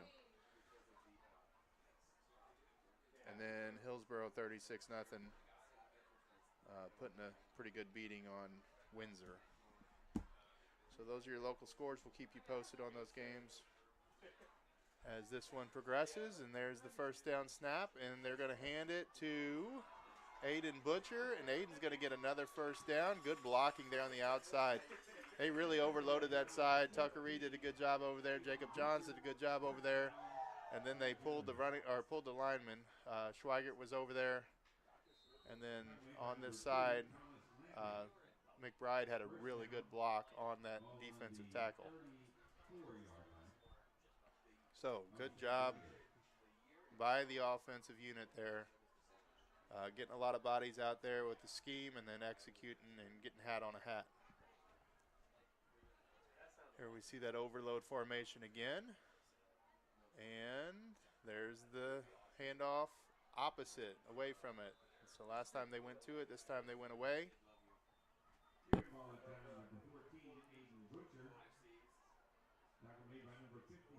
Butcher gets about 1 yard on that play. Much better job that time by Potosi to kind of stalemate the line of scrimmage.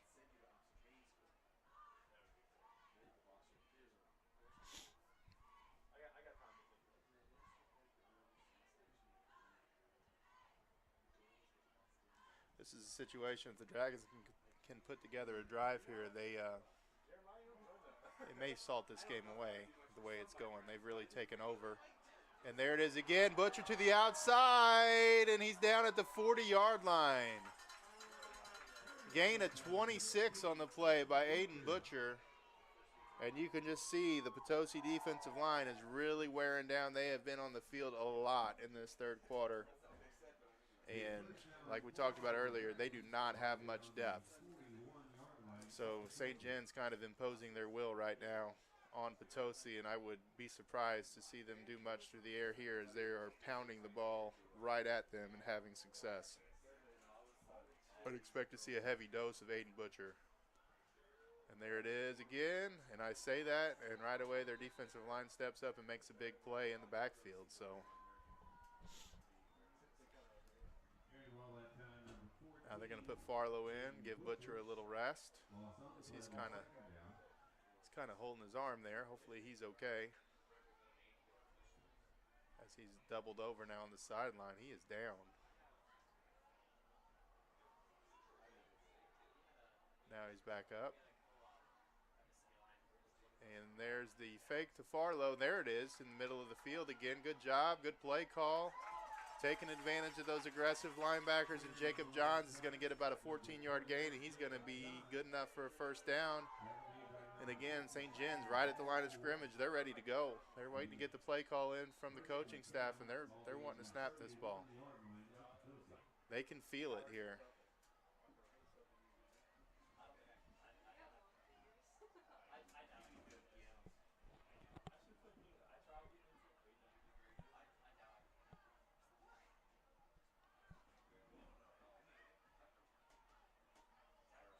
There's the snap. Looks for that little tunnel screen there to Devin, and Devin's going to get wrapped up pretty quickly.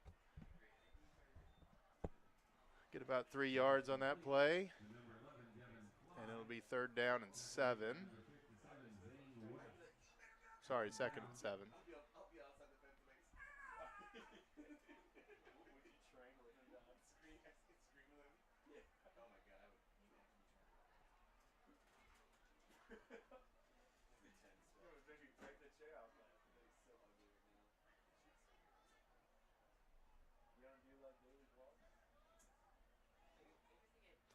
Little shuffle motion there by Tucker Reed. And little counter play to Jack Farlow. Jack makes one guy miss. He cuts it inside and is then run out of bounds right at the first down marker again. Looks like he'll be a little short. Well, maybe not. They're going to go ahead and give him the first down yardage, so they'll give him 10 full yards on that play, and it'll be first down again for St. John as they continue to move the ball on the ground. 21-yard line.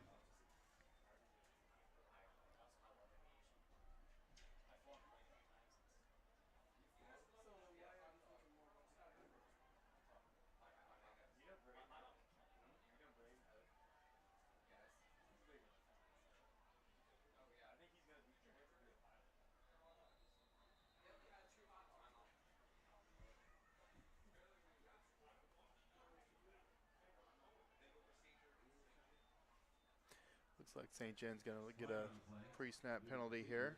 Against St. Genevieve. Central now leads 22-15 at Valley.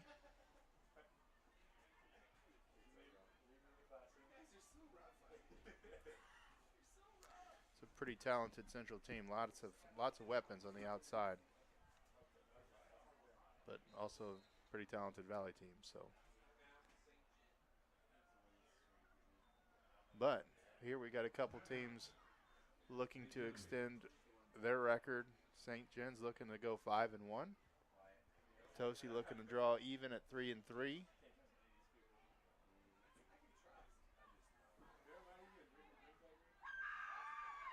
But both teams looking to get back on the winning track after a tough week last week.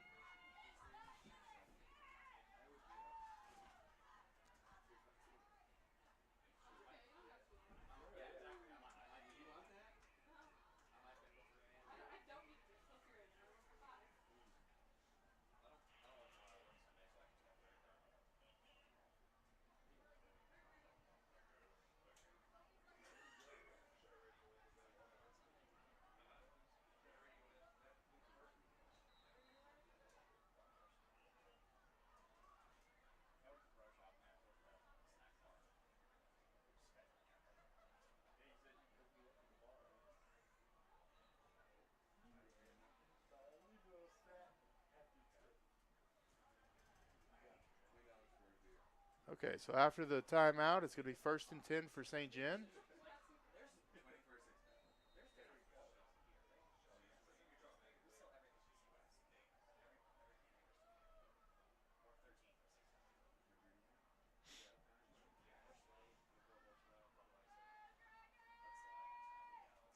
Two backs in the backfield now as they bring Jacob Johns across the formation in motion. And they'll run a little lead play to Farlow around the outside. They'll stretch, and he's going to get about 6 yards. Good gain on first down for St. John. Bring up about a 2nd and 4. I take that back. There's a flag on the play. They're going to call holding. So that'll set St. John back behind the sticks again.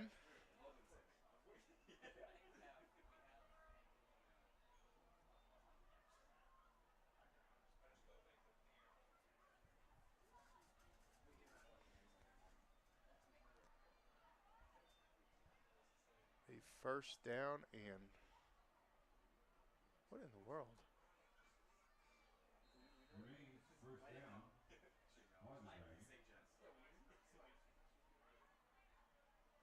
Again, it's like 1st and 23 on a holding call.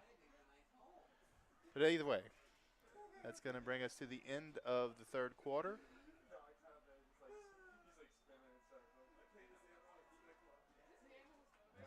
They're marking these from the spot of the foul, and I'm pretty sure if the foul occurs behind the line of scrimmage and it's an offensive penalty, it's enforced from the line of scrimmage.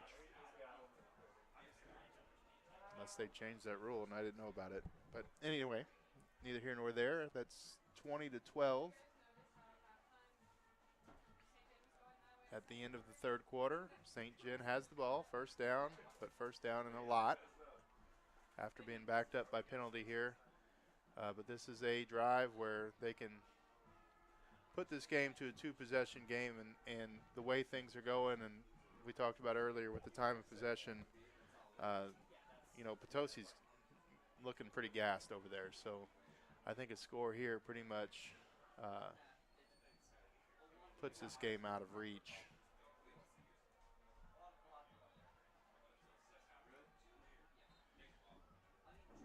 But that's putting the cart before the horse because we are first down and 23 right now.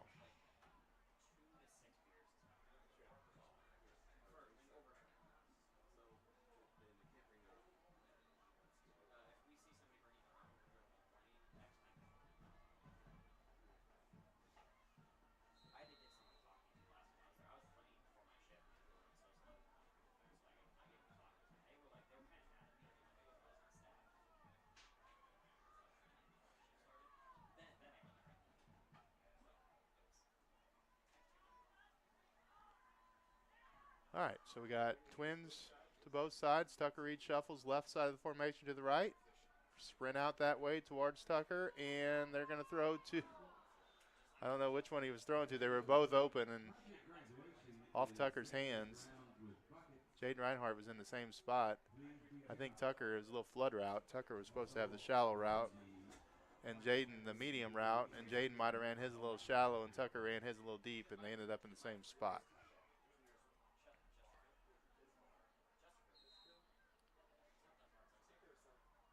So not great execution there by the St. John receivers, but the ball was put where it could have been caught, but unable to execute.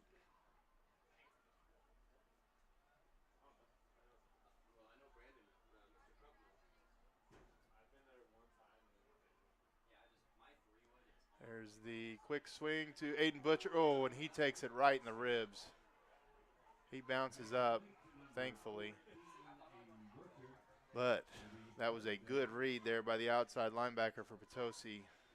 Saw him swing out, and that was his responsibility, and he jumped on it. Aiden Boyer kind of let Aiden Butcher out there a little bit and didn't give him enough time and space to gather the ball and collect himself and get his shoulder pads down.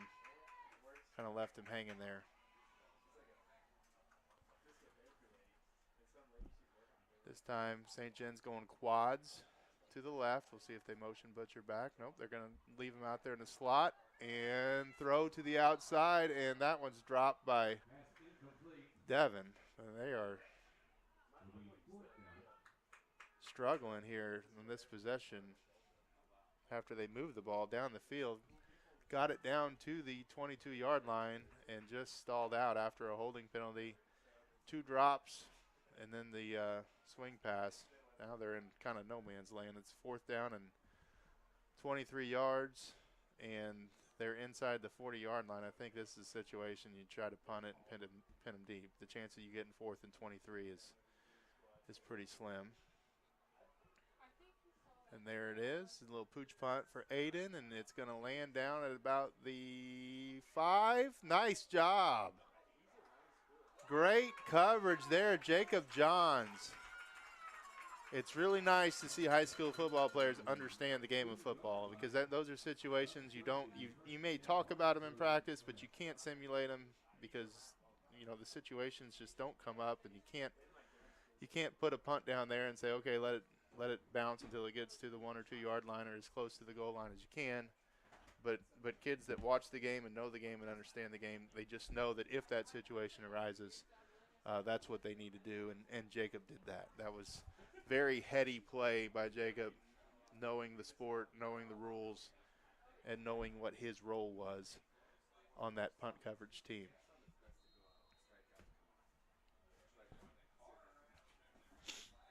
There's a flag there. Looks like illegal substitution, as they had too many men in the huddle, I believe.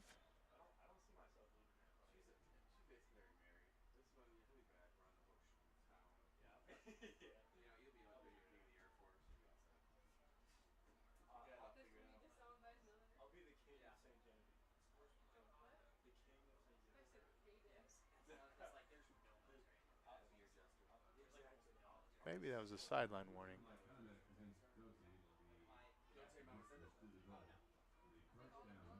take that back. Unsportsmanlike conduct. I'm not sure what happened. One of the coaches must have said something in earshot of the referee, and that's going to take them from the 2-yard line to the 1-yard line. So big opportunity here for St. John's defensive front.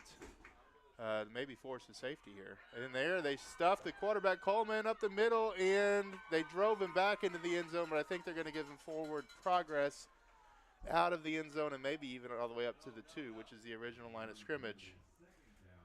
So it'll be 2nd down and 10. But very good job by the defense, not only stalemate in the line of scrimmage, but really once that original contact was made, they really rallied to the football. And frankly, that's something we didn't see last week. We would make a hit, and then, you want people flying to the football and supporting the tackler. And last week, we'd make a hit, and we didn't get that support. And then they'd break the tackle, and next thing you knew, they were down the field. And now the back judge throws it again, and they may get an unsportsmanlike again. Delay of game. Potosi's coaches are very unhappy about something.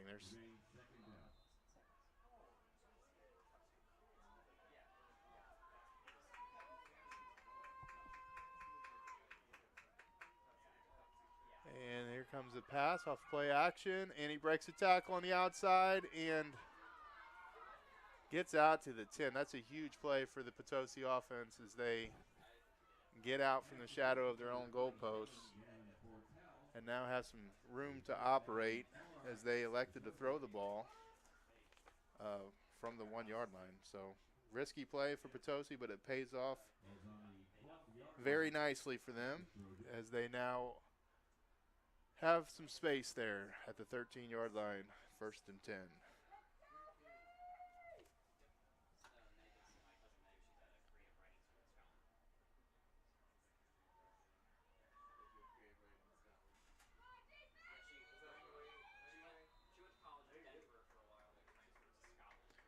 Luke Brabham, the receiver that caught the long touchdown pass in the first half, St. John's really trying to take him away as a receiver. We saw Portell catch a lot of balls early in the first half, but then they started going to Brabham more often, and St. John's really moving that safety. Mason Nix playing that side of the field behind Devin Fly, and they're essentially double covering him and making sure that he can't catch the ball. And as I say that, they come out and trips to that side, and now he's manned up by himself with Devin. So we'll see if Potosi tries to exploit that matchup as they bring him on the crossing route. Portell steps up. He looks to throw, finds a guy outside, and that's a dive, and I believe they're going to give him the catch as he landed right near the sideline, but very good catch. But I think he may have landed on the ball, and looks like he got the wind knocked out of him a little bit. He may have either fell with his belly on the ball or some other part on the ball. Either way, it's going to hurt. They didn't come over to get their own player. Why they just dropped over there? So they'll tend to the injured player. I'm hoping it is just the wind knocked out of him. Looks like it is.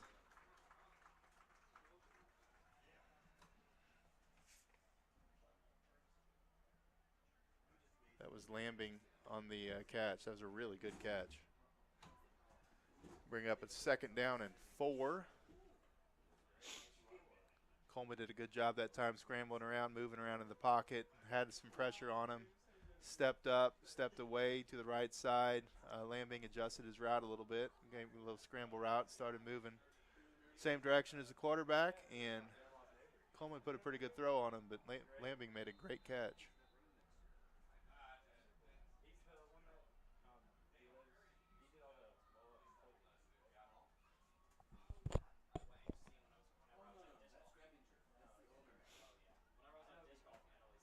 I'm gonna walk up to the old man and tell him that I need to talk to you. That was a funny.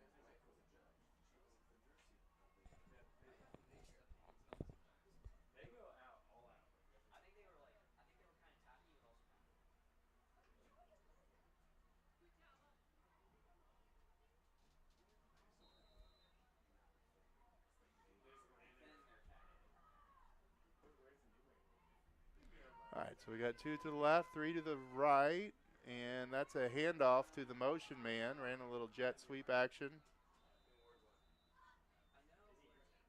And that's going to be enough for first down for Potosi. Number 21, Noah Walton. Tackled by number 21, Jacob John. So just a one possession game here. 8-point game.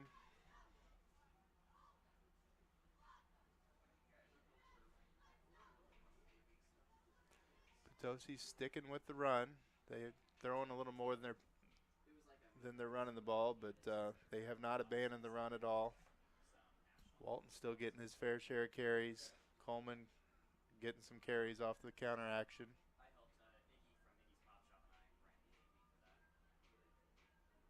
But Coleman's got a really strong arm. I've been pretty impressed with him today. He's been very patient in the pocket. Unsportsmanlike conduct against Potosi. They got another unsportsmanlike conduct penalty. I don't know if that came from the side judge, so I guess it must be on the coaching staff again. They are not pleased. That is a huge penalty. 1st and 25. It's their second unsportsmanlike of this drive. The first one only penalized them 1 yard, but it put them right back on the goal line. This one, though, is going to take them back 15 yards.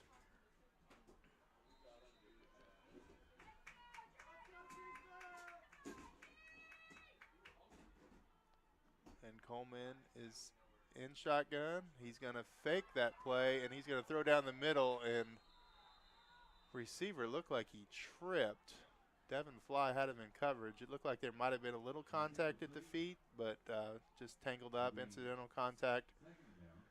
No call, and that'll bring up a 2nd down and 25. Boy, Potosi's, if that was on their coaching staff, they've really put themselves in a bad situation here with a chance to drive down the field and tie the game.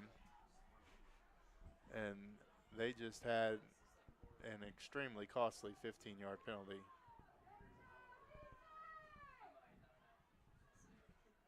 Leaving that inside receiver completely uncovered. Now Justin Schwint goes out there to cover. And there's a bomb to the outside, and that's going to be picked off, I think. It is. That's Mason Nix with the interception. Had a collision with his own player. I'm not quite sure who it was he ran into. I didn't know if it was going to jar the ball loose or not. It did not. And St. John takes back over again, and I cannot overstate the importance of that 15-yard penalty. That was a bad, bad penalty. Sorry, we got something going on here on the screen.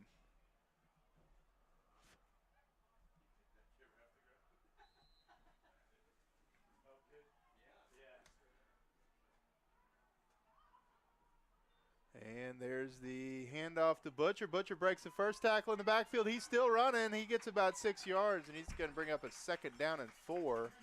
Looked like they had him in the backfield. He squirted away from the first tackler. Then he got about 3 yards further, squirted away from a couple more. 6 yards total gain at the end. And St. John looking to salt this game away here. We're halfway through the 4th quarter.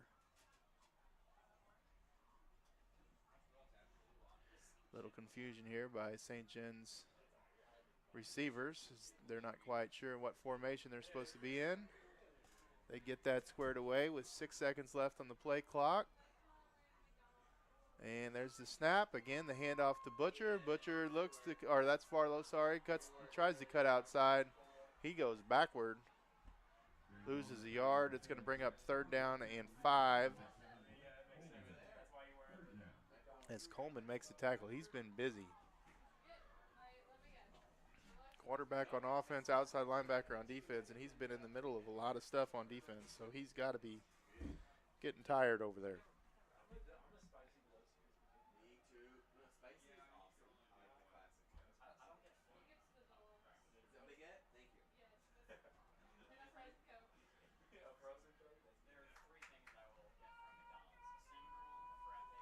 There's the play action fake as Boyer looks to roll out to the right side, and he misses a wide open receiver. Under pressure, Devin Fly was wide open, but Aiden did not have time back there, and he was forced to make something happen out of nothing. And when he rolled out, he had his receiver, but that's a tough throw as the receiver was coming to his inside and he was rolling to his outside, had to throw across his body a little bit.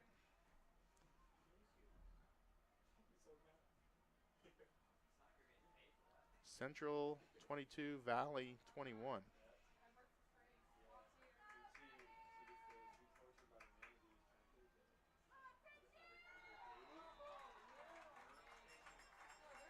There's a costly penalty again on Potosi as they're going to get 5 yards. It's not going to be enough for a St. John first down, but it is going to give them about a 4th and 1 instead of a 4th and 6.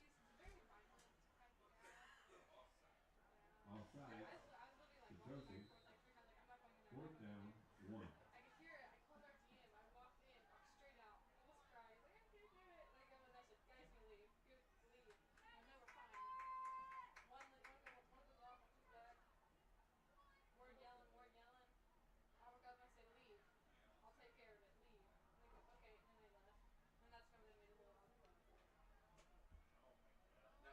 And there's the jet sweep to Devin Fly. Devin gets it, cuts up field, gets his shoulder square to the line of scrimmage, knew what he had to get, and he got it done.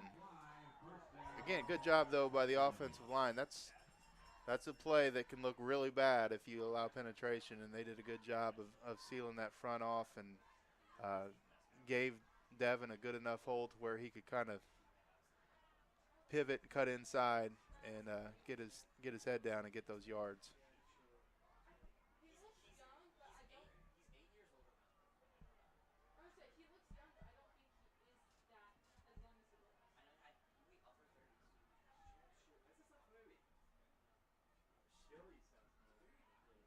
And there's a run by Aiden Boyer.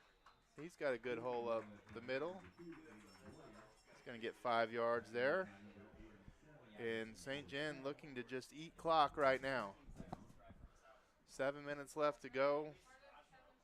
Drive down the field, use every bit of that play clock, and hopefully punch it in at the end of the drive, or at least get 3 and make it a 2-possession game.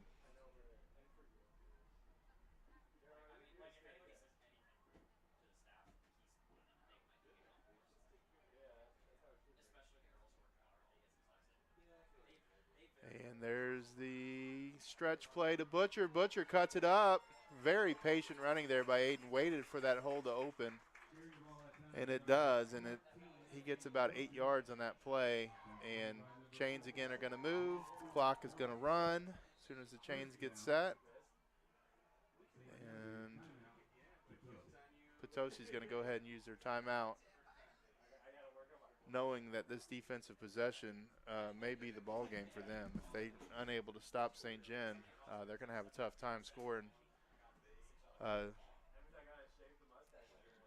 2 different times on this St. John team that is just controlling the line of scrimmage and controlling the clock right now.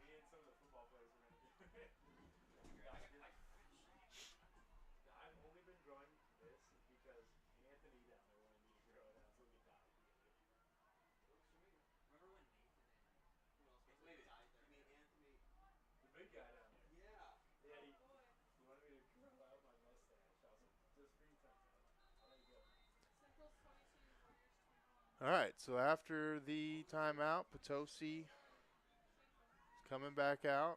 1st and 10, needing a big stop. St. John's offense looking to impose their will. Continue running the ball.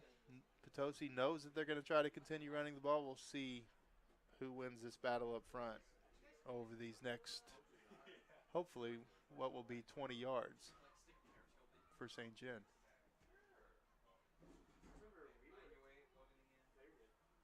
Snap to Aiden. Aiden hands to Aiden Butcher, and Aiden's going to be stacked up right at the line of scrimmage.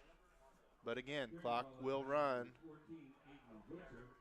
So that's going to bring another 35 seconds off the clock, and they'll snap this ball inside of 6 minutes. We'll see if they want to put the ball in the air. My guess is they'll probably run it again, at least on second down, as they shift the strength of the formation from the right side to the left side. Run the counter back to the right side. And, oh, Aiden looked like he was going to break that one. Gets about 5 yards.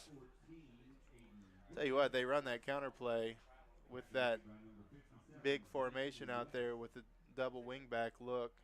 Put everybody on the same side, and then they pull both of those up backs. That puts a lot of bodies out in front. So if you can get that initial penetration stopped with your play side guard and tackle, you got a lot of lead blockers and a lot of bodies coming your way to try to open up holes down the field.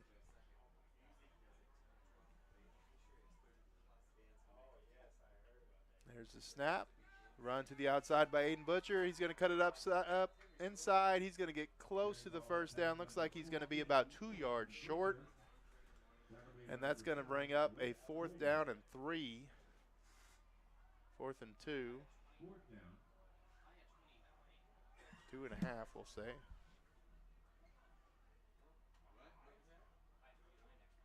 And they're going to bring out Bryant Schwint. They're going to try to kick this field goal and make it a 2-possession game on 4th and 2.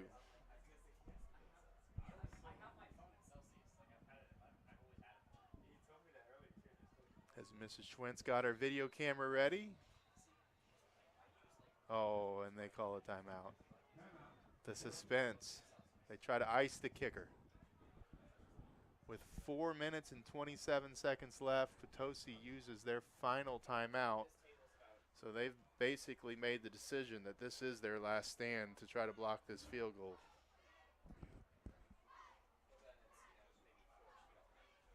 It's a tough situation when you're down in a football game and you use your last timeout with 4 minutes and 27 seconds. That's some missed opportunities by a coaching staff to blow all your timeouts that early in a one-possession game. Memories of the Mike Martz era for all you Rams fans in the early 2000s. Fun offense to watch, but boy, it wasn't much for time management.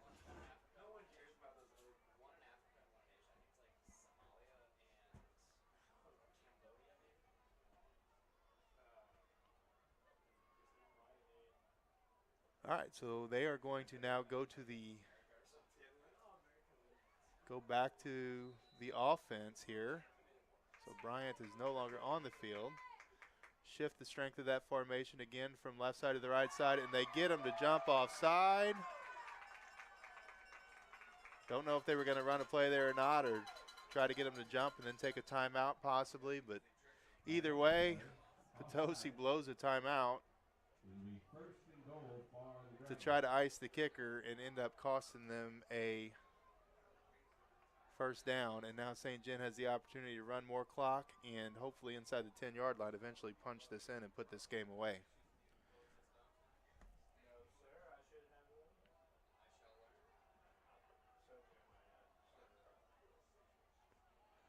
Again with the heavy formation, Potosi shifts their defense to match St. John's offense. And they're going to go straight this time. Don't run the counter play. And Aiden Butcher just follows his blocks perfectly as the offensive line and those two up backs, Jacob Johns and Jack Barlow, really got great push up there. And that was impressive play right there. And again, it was a matter of Potosi, I think, was just worn out. St. John just has dominated the second half, and they've had the ball probably for of the 20 minutes. I would say they've had the ball for about 17 of them. So Potosi's defensive front, defensive line, defensive linebackers, especially those middle guys, had to be exhausted there, just getting pounded body on body at play after play after play.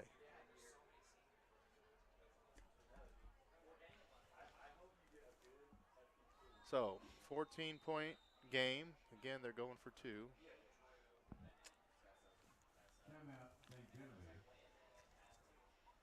Trying to make it a two-possession / two-point conversion game here. Make sure worst case scenario they tie it. But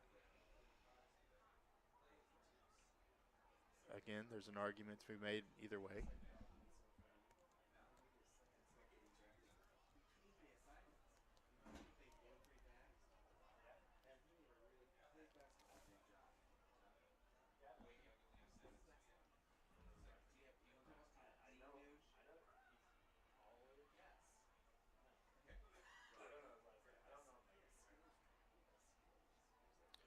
Park Hill's now up 30-21 over Valley as they score and go for two, making a 9-point game.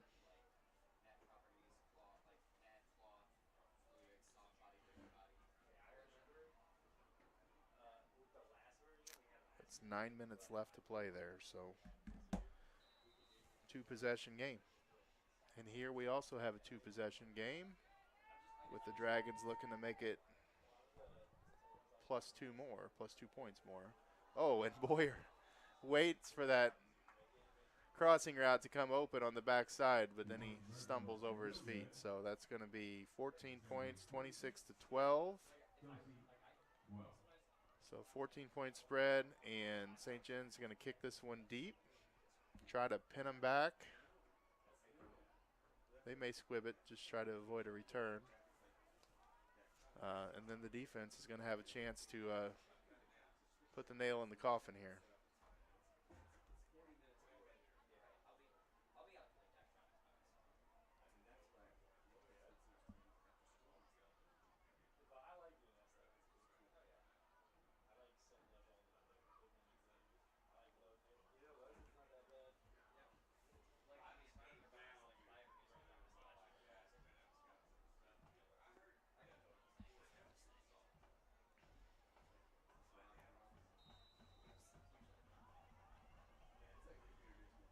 And there's the kick by Schwint. He boots it down to about the... Oh, did that go out of bounds? Oh, went out of bounds right by the pylon. That's a bad break for St. John.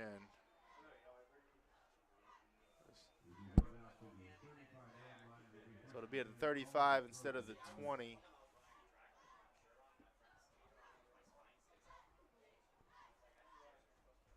Not what they wanted to do there, but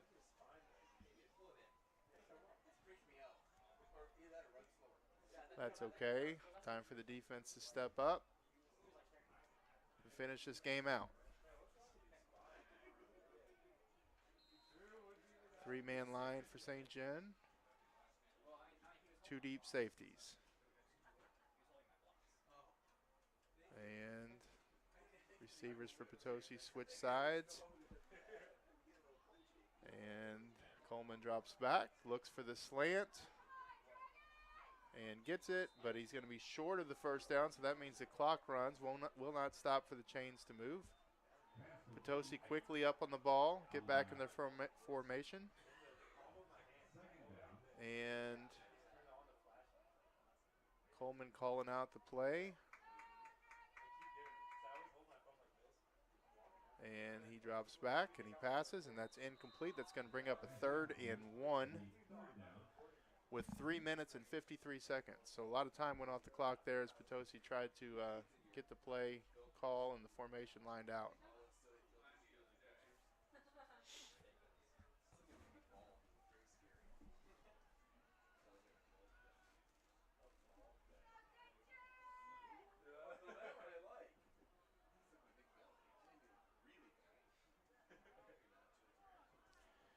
Trips to the left, solo to the right. Safety over the top on both sides, and there's the pass, and that is caught.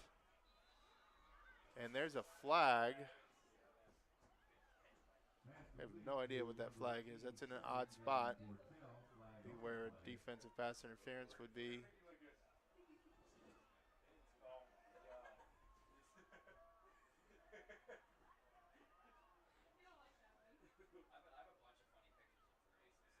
Face mask.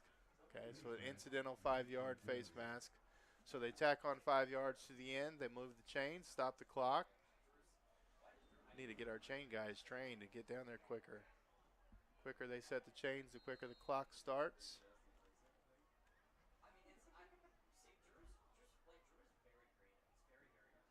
Trips to the right for Potosi.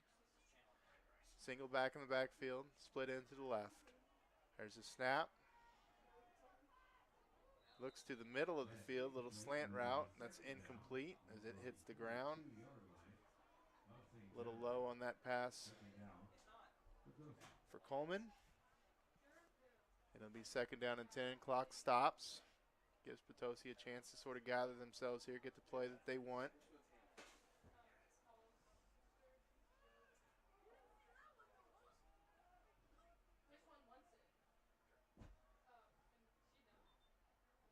And there's a snap. There's a little screen pass, and coming up to make the play, but missing the tackle. And, oh my.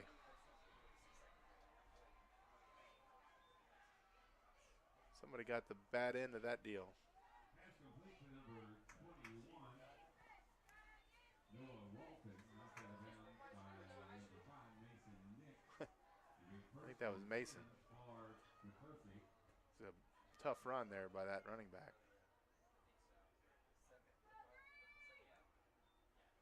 And there's the handoff to the running back, and that is not going to work, and that is going to run a lot of clock. With no timeouts left, you better be pretty confident that that play is going to yield some yardage. Hopefully over 10 yards. So they can stop the clock by moving the chains. But that did nothing except for cost Potosi 20 seconds off the clock. And there's the pass to the inside, and it looked like the St. John defender had a chance to jump in front and was unable to get around the receiver. Third down. Zayd Meyer on the coverage there is in good position. Thought he could have made a play on the ball, but did not. And now it'll be third down and 10.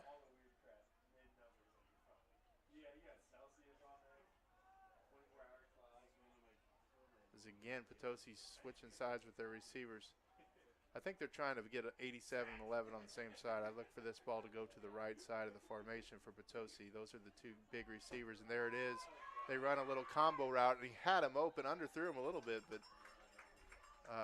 87 Portel just could not find the ball. It was up in the lights or something, and looked like they had him at the pylon, but unable to draw him in. Ran a little slant corner combo there. And St. John's defensive backs kind of picked each other off. Had it, but didn't execute. And that's going to bring up fourth down and 10. So this is the ball game if Potosi doesn't score here. Oh, and that snap is lofted way up in the air. Coleman makes one guy miss and then just is kind of left out in no man's land. Takes a shot. Not the way you want to end it if you're Potosi. Really bad snap that kind of threw off that entire play. But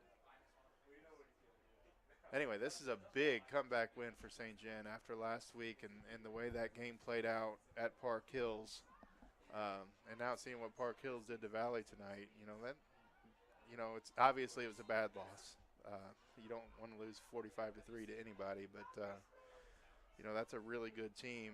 And St. John's been a team that's been facing adversity in a lot of different ways this year. So maybe they'll have time to get right and get people healthy and get better the remainder of this season. Oh, there's a big tough run there by Aiden Butcher, trying to put an exclamation mark on this game as he gets 8 yards, and they need to get one first down and they'll be able to kneel it out.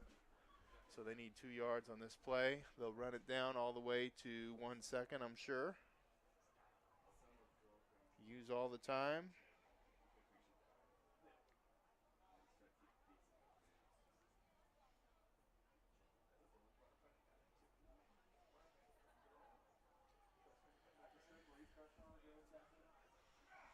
There's the run up the middle, and that's going to salt it away as Butcher Carrying the ball that time. does the yeoman's work.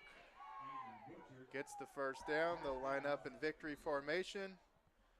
And after that tough loss last week, St. John rebounds, comes back, beats a good Potosi team, and they will go to 5-1 on the season, and they have a very tough contest next week against crosstown rival Valley, but it will always be a competitive game, and it's always exciting to see those two teams come together and battle it out on the field, and to see the community support for both schools, and to watch them support each other. That's the really neat thing, is you got people that root for both sides and both colors. Not sure why they're not taking a knee here. Carrying the ball that time, number 14, Aiden Butcher. Second down. Don't get anybody hurt.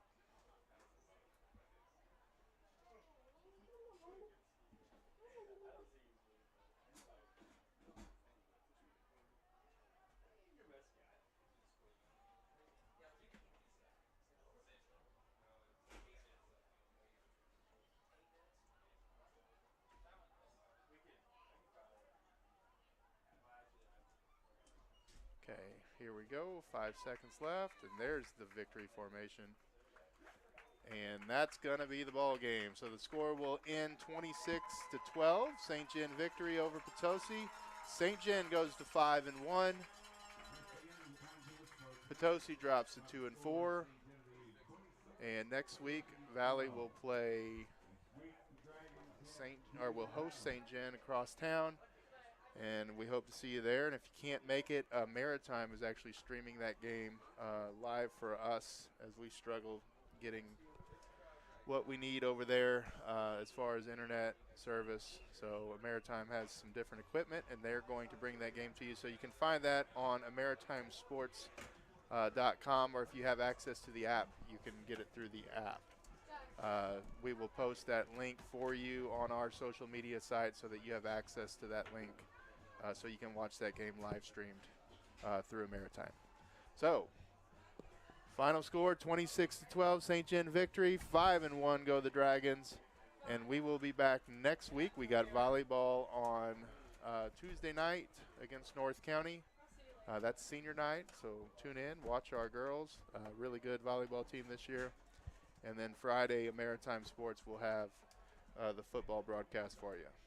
Until then, this has been Kyle Schweiz bringing you St. John Dragon